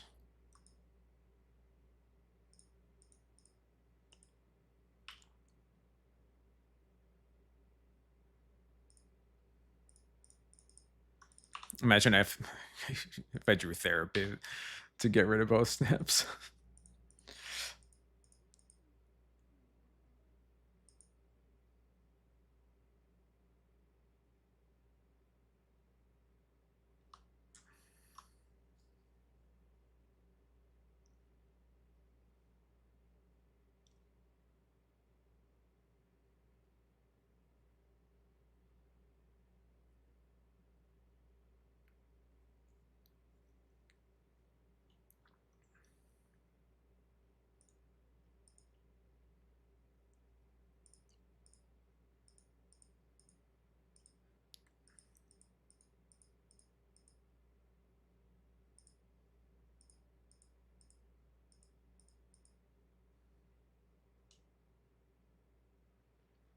Interesting.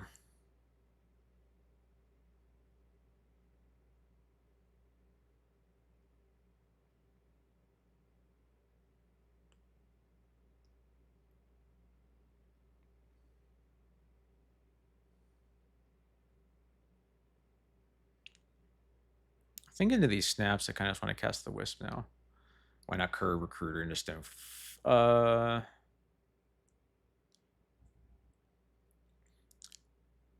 It's probably a fair point. It would let us double spell this turn. That's probably a better use of our mana, actually. Yeah. But yeah, I'm gonna go for Wisp on the Surveil land here. And then next turn, we could like cast Recruiter plus Stoneforge or Bowmaster or something like that.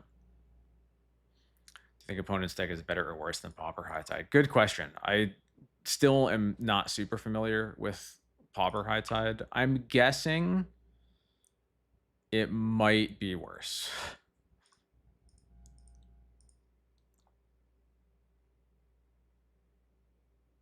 Just going for a stock up.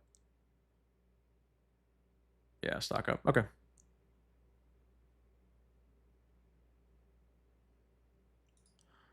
I would love to keep that on top.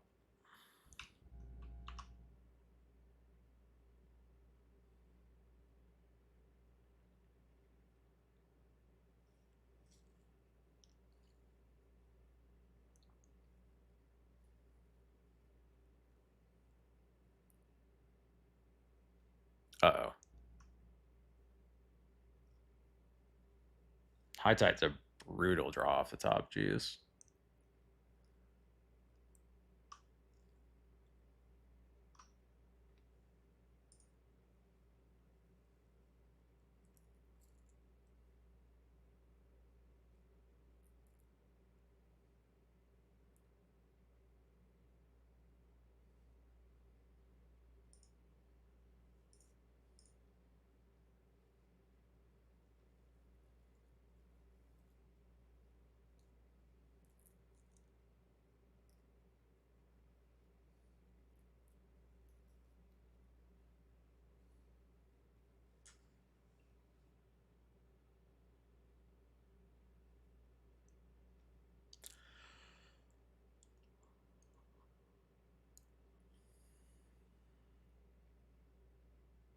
Oh, they just pass. Okay.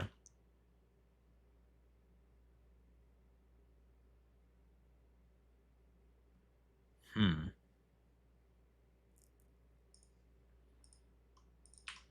Well, I will start with an attack, and then I'll cast Therapy.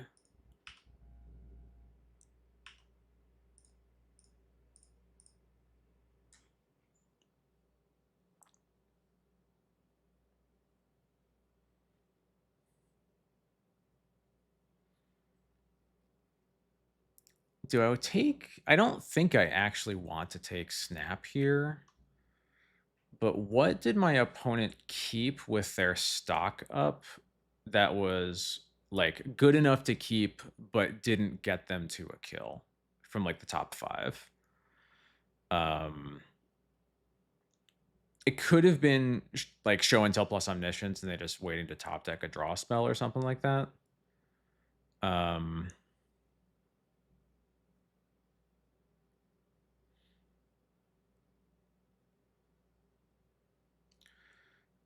I'm not... One thing, notably, I don't know how scared I am of... If they kept Show and Tell Omni, I'm about to cast Recruiter. I could get a Lauren to save myself from that. They could have spiraled if they had it, yeah, because they were at 1 mana floating, and then they make 4 more with these islands, bounce my Wisp, and then go up to 7 and cast Time Spiral. So if they had Spiral, they would have gone off. It could be another High Tide.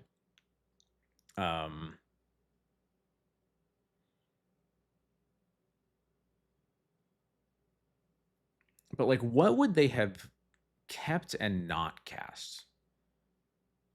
Was it, like, high... It could have been, like, High Tide 4 lands, but that seems pretty unlikely.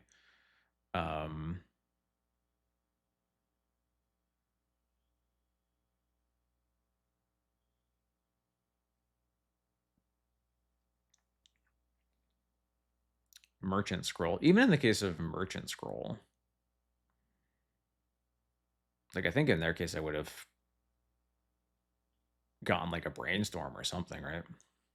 I could just take Snap because it's the card that I know about. I guess I'll just start with that, because I can still flash this Therapy back with the Wisp.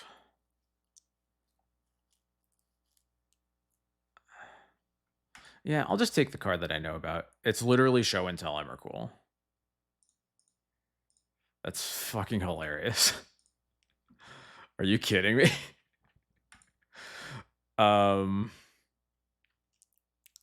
Well, If they find Omni, I am dead. So I do have to take the show and tell, unfortunately. I am going to. Well, I have a Crocus in play. Like, I'm going to recruit here for a Lauren, so I have something for Omniscience at some point. And then they're just gonna their hand's gonna be empty. So I think in that time, Stoneforge plus all my other stuff is just gonna kill them. So I'm gonna put Lauren in my hand and then Therapy, the show and tell.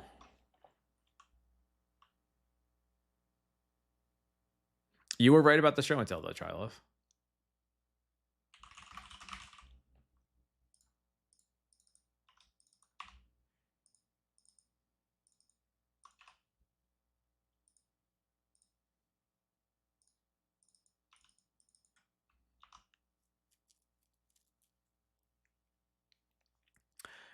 You know, Trilov? Great question. I have no idea. I think they're just having fun.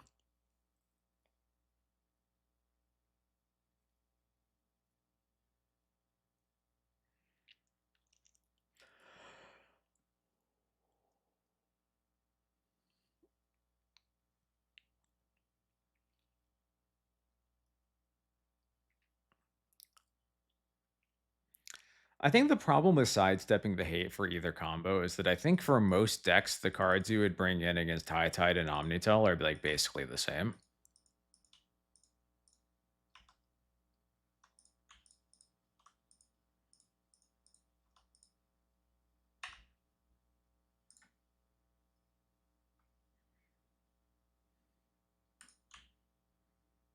I'm just gonna cast a 2/2. There's like no way they have targets for this.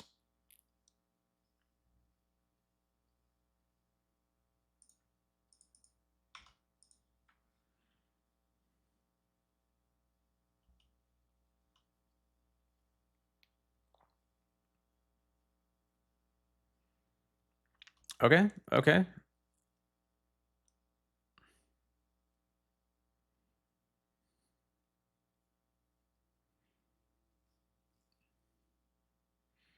Intuition for show and tells. Pray you draw Omni off the top. Die to everything in my hand. Curious. I'm curious what they choose, honestly.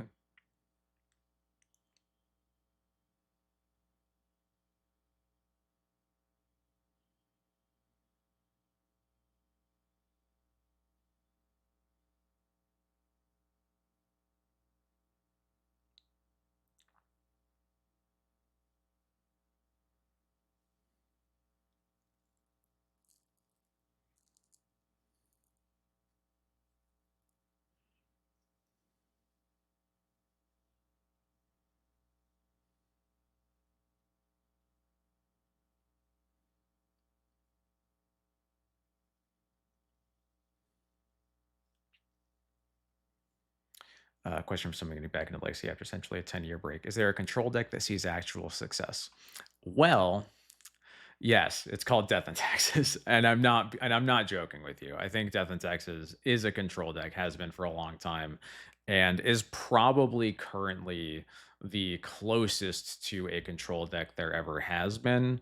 And I think that than it ever has been. And I think it is solidly like the deck that you should like.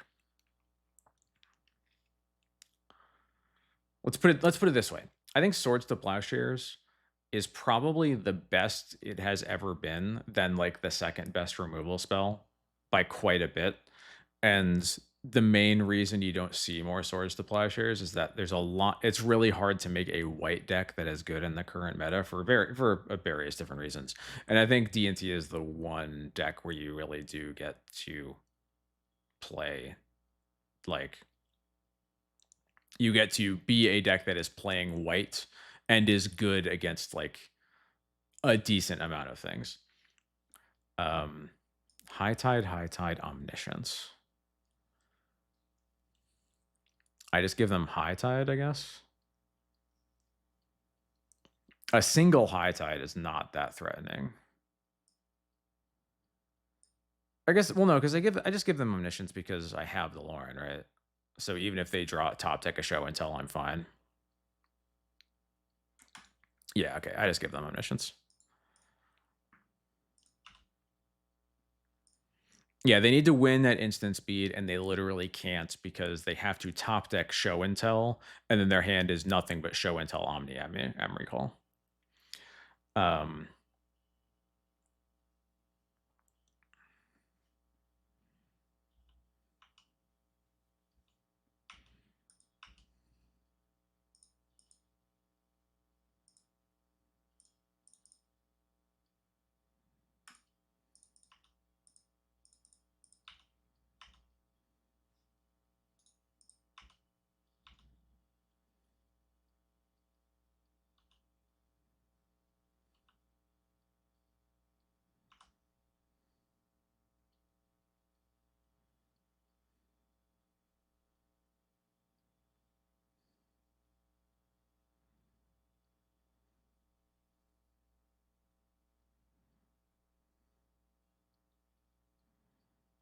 I wonder if I was supposed to keep this Stoneforge up, actually. It would be an extra layer of interaction in a weird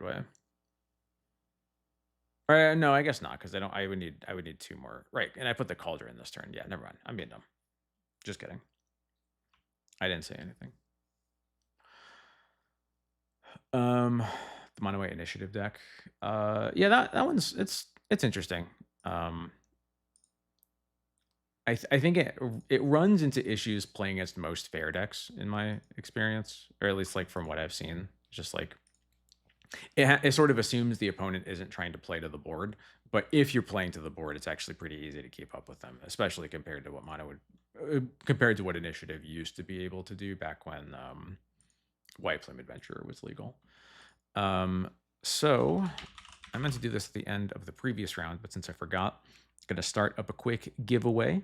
For those unfamiliar, our friends over at Daybreak Games who run Magic the Gathering Online give me a bunch of codes that you can redeem on Magic Online for 120 play points, which is a league and change. What is the code going to be for this giveaway? I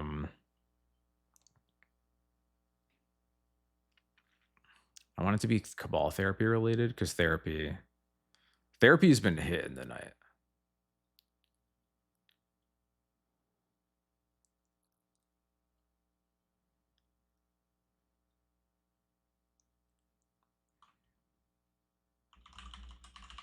We're going to do blind therapy. Giveaway is blind therapy today.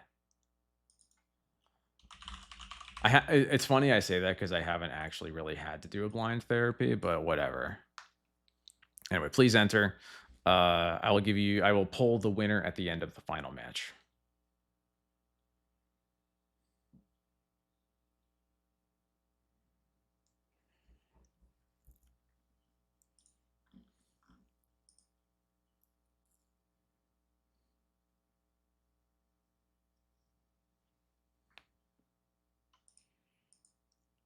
Why do I feel like I just played against this person?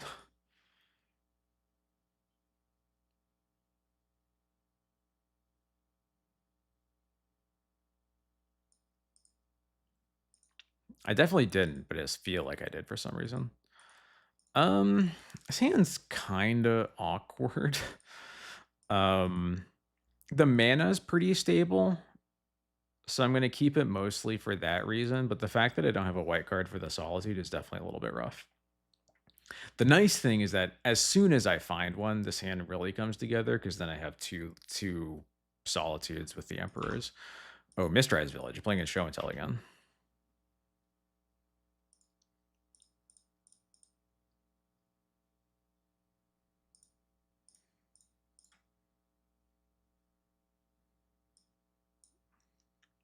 Yep. Well,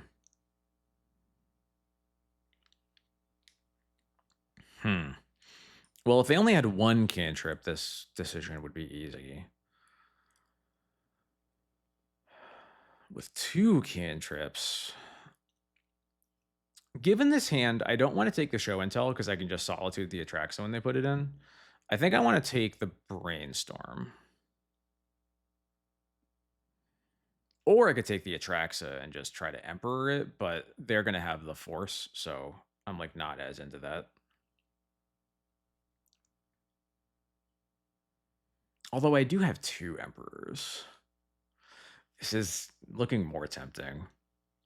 Yeah, you know what? We're going for it.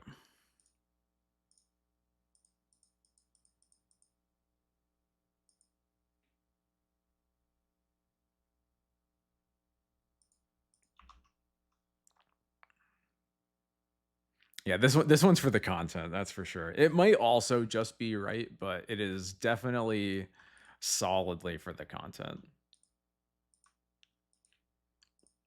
I think and in a sense, I think it's fair to say that like we don't have like a great long-term plan against them given the way that our hand is currently lining up. So like going for the cheese also kind of makes sense from that perspective. Uh um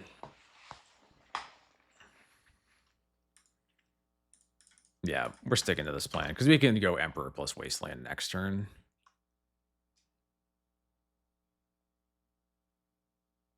Although maybe we were supposed to Wastelands, because then it means that like they need to have another lands for this brainstorm to not be blind. Not sure. I assume this force is gonna pitch the Spell Pierce. Yeah, okay.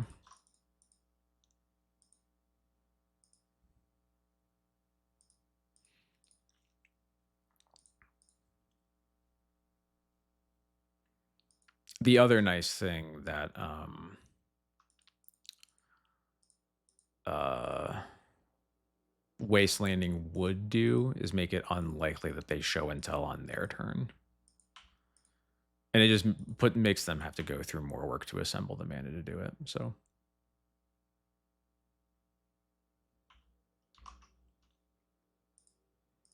okay. It's a good sign. Good sign.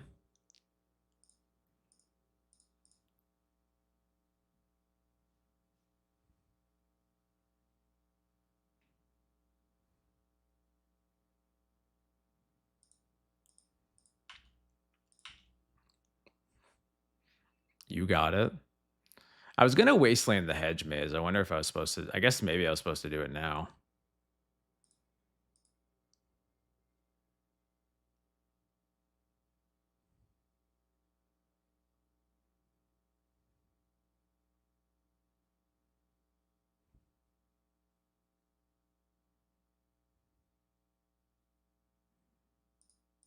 All right.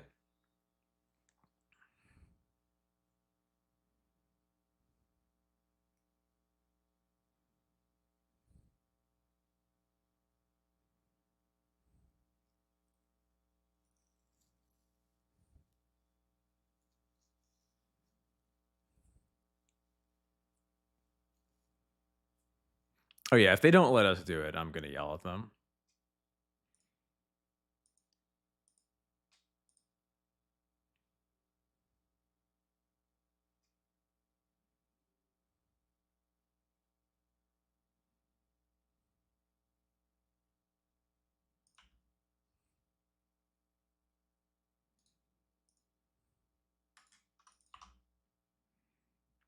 So technically, I shouldn't exile it now, but I'm going to. So I should technically wait until the next turn's main phase, but whatever.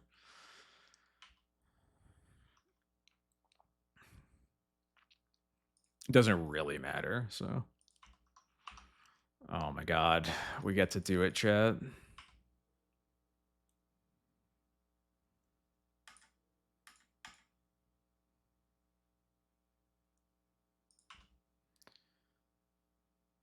Oh my god, my second Atraxa trigger ever.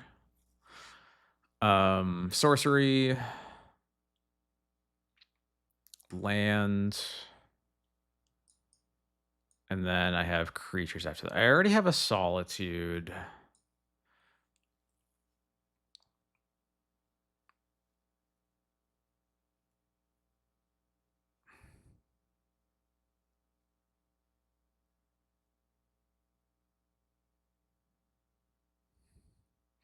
It's either Wisp or Bowmasters. Oh, my opponent's over it. All right, cool.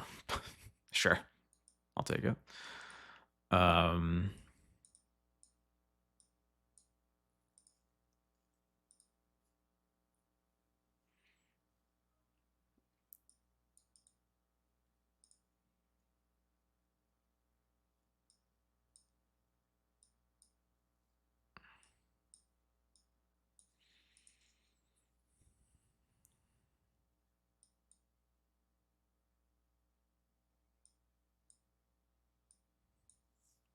I'm gonna do something like this. Based on the hedge maze, I'm guessing that this is Omni more so than it is Sneak. So that's why I'm a little bit less interested in removal and like Emperor Bones to cheese my opponent. Um, so I'm gonna trim a bit on removal. If we get confirmation from like surgical or whatever that they're on Omni, I might just cut the swords entirely, but I like starting here for now.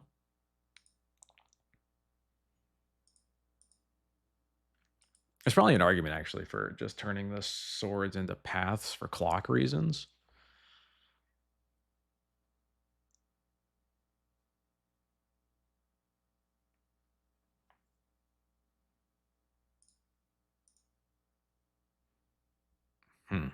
This hand sucks.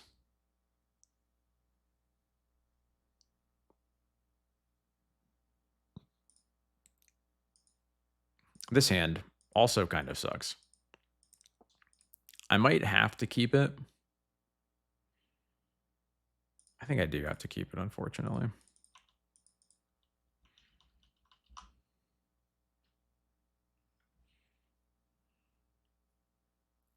This hand certainly has more going for it.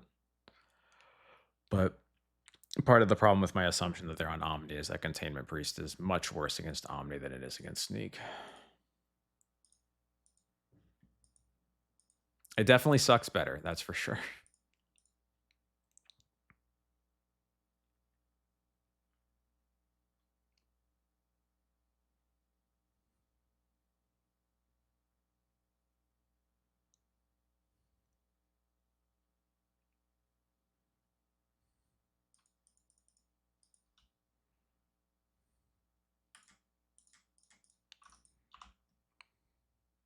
Land off the top helps a lot, because now we can do stuff on our second turn if we need to. Is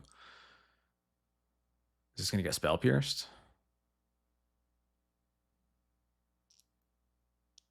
Let's go.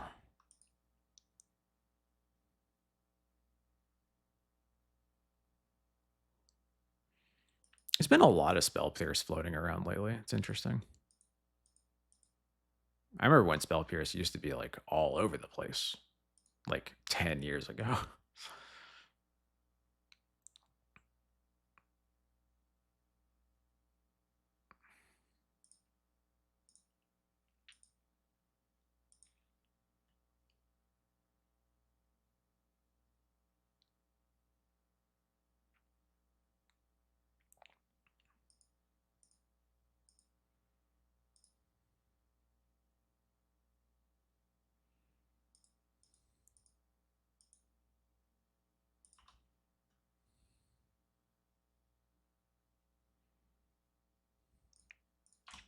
I have to hold up my 2-drops here. I remember buying a German Flusterstorm for my sideboard at like a CGP for $70. Yep.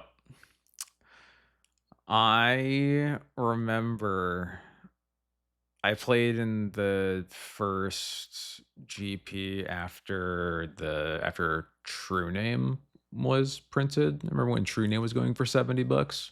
The decks were going for like 100 because it was also like probably the best precon out of that whole series.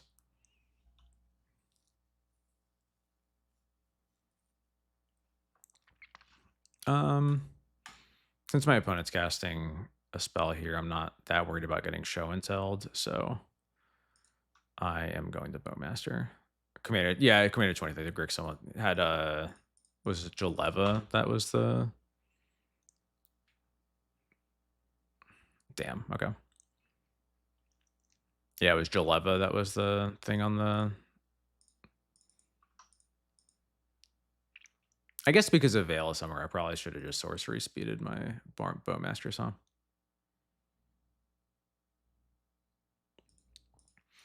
Yeah, the next year I ended up getting Containment Priest out of the 2014.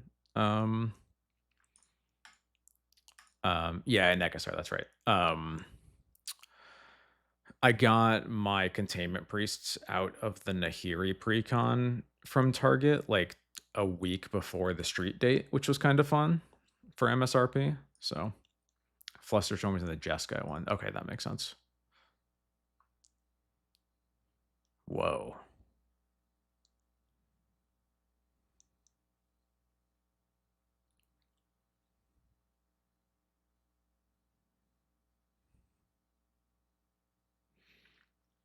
I guess they just need to just cast this Brainstorm before they can't, so.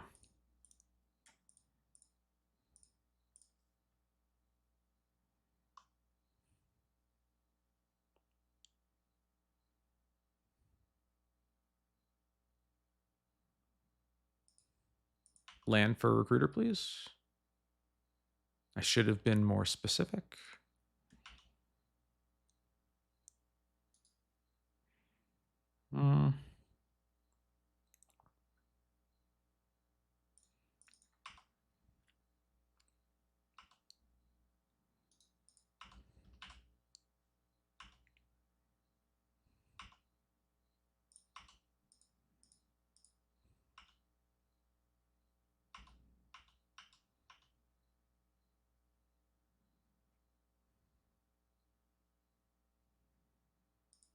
Okay. Oh, stock up. Never mind. I assumed I was getting show and tell, and then I would have to make some choices, but instead I don't, so I'm good.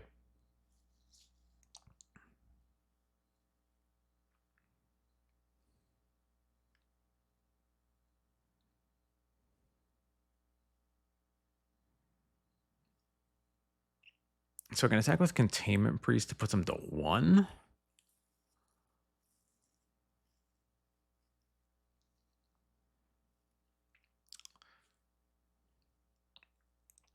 The one weird risk with... Oh, never mind. Now my opponent's dead. I was going to say, the one weird risk with casting Containment Priest is if my opponent goes show and tell Omni, I can't recruit for Lauren and put in the Lauren off of the Omni because my Containment Priest is in play. I think it actually is like worse for me than it is for them that it's in play. Okay, 5, 6. Okay, right. So it's still at... So I can still put them to 1. I wonder if I was supposed to actually just pump my Orc army to play around that as a possibility, because they would be dead here if I just pinged my army instead.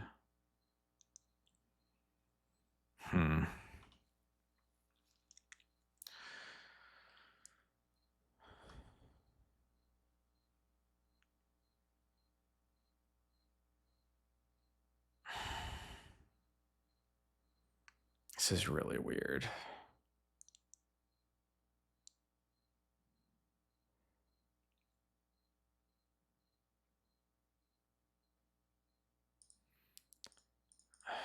I think this could be losing me the game.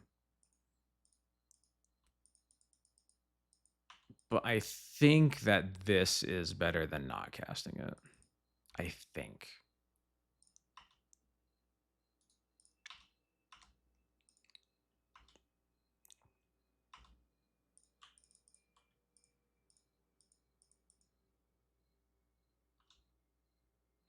So I'm just going to get a Solitude here instead now.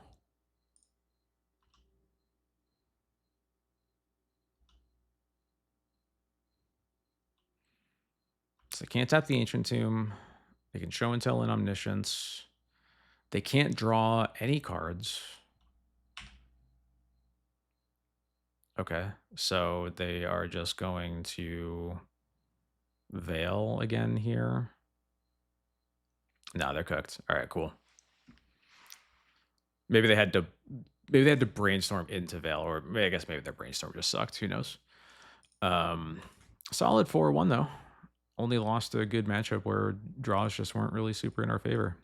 This build I mean, I haven't played it in a challenge or anything because I can't do challenges in my life right now, but this build keeps just doing really well. I don't know.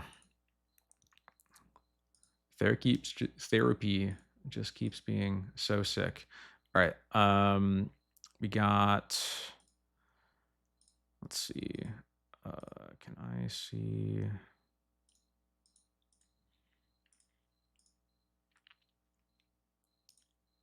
We got like 2 more minutes for the giveaway. When my system clock reads 11:08, I will pull the winner of the giveaway. So please type blind therapy into chat. Nothing else if you want to be entered in to win a single 120 play point code for Magic the Gathering Online. In the meantime, I will get it up on my other screen.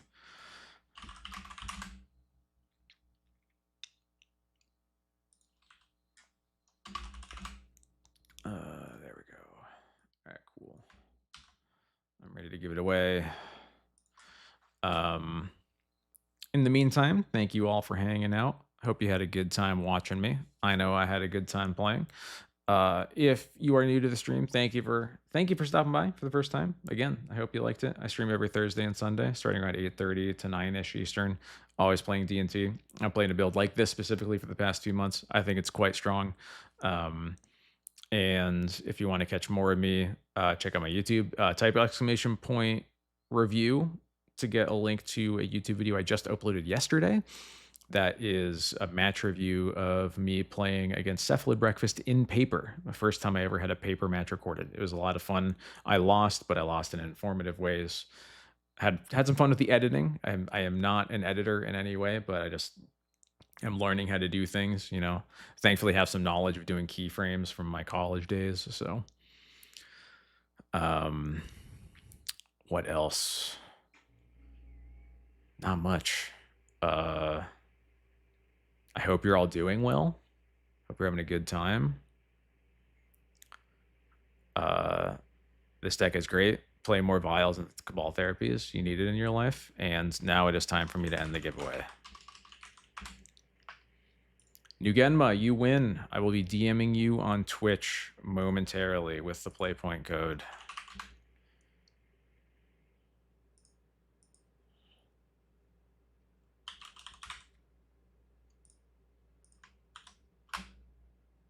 There you are. You have 120 play points. Always rigged. Always rigged. All right, that is going to do it for me tonight. So let's see who is streaming. Unfortunately, Harain isn't around because I think he is on his way home from the Buffalo Chicken Dip Legacy tournament that happened this weekend. Otherwise, we would be rating him. Is anybody else playing Legacy? Unfortunately, the answer tends to be lately, it's either it's Harain and me, and that's about it every time that I'm playing, at least. Modern, arena, modern, paper commander. I guess that's just going to be it. All right. Well, thank you everybody for hanging out. I'm going to sign off. I hope you all have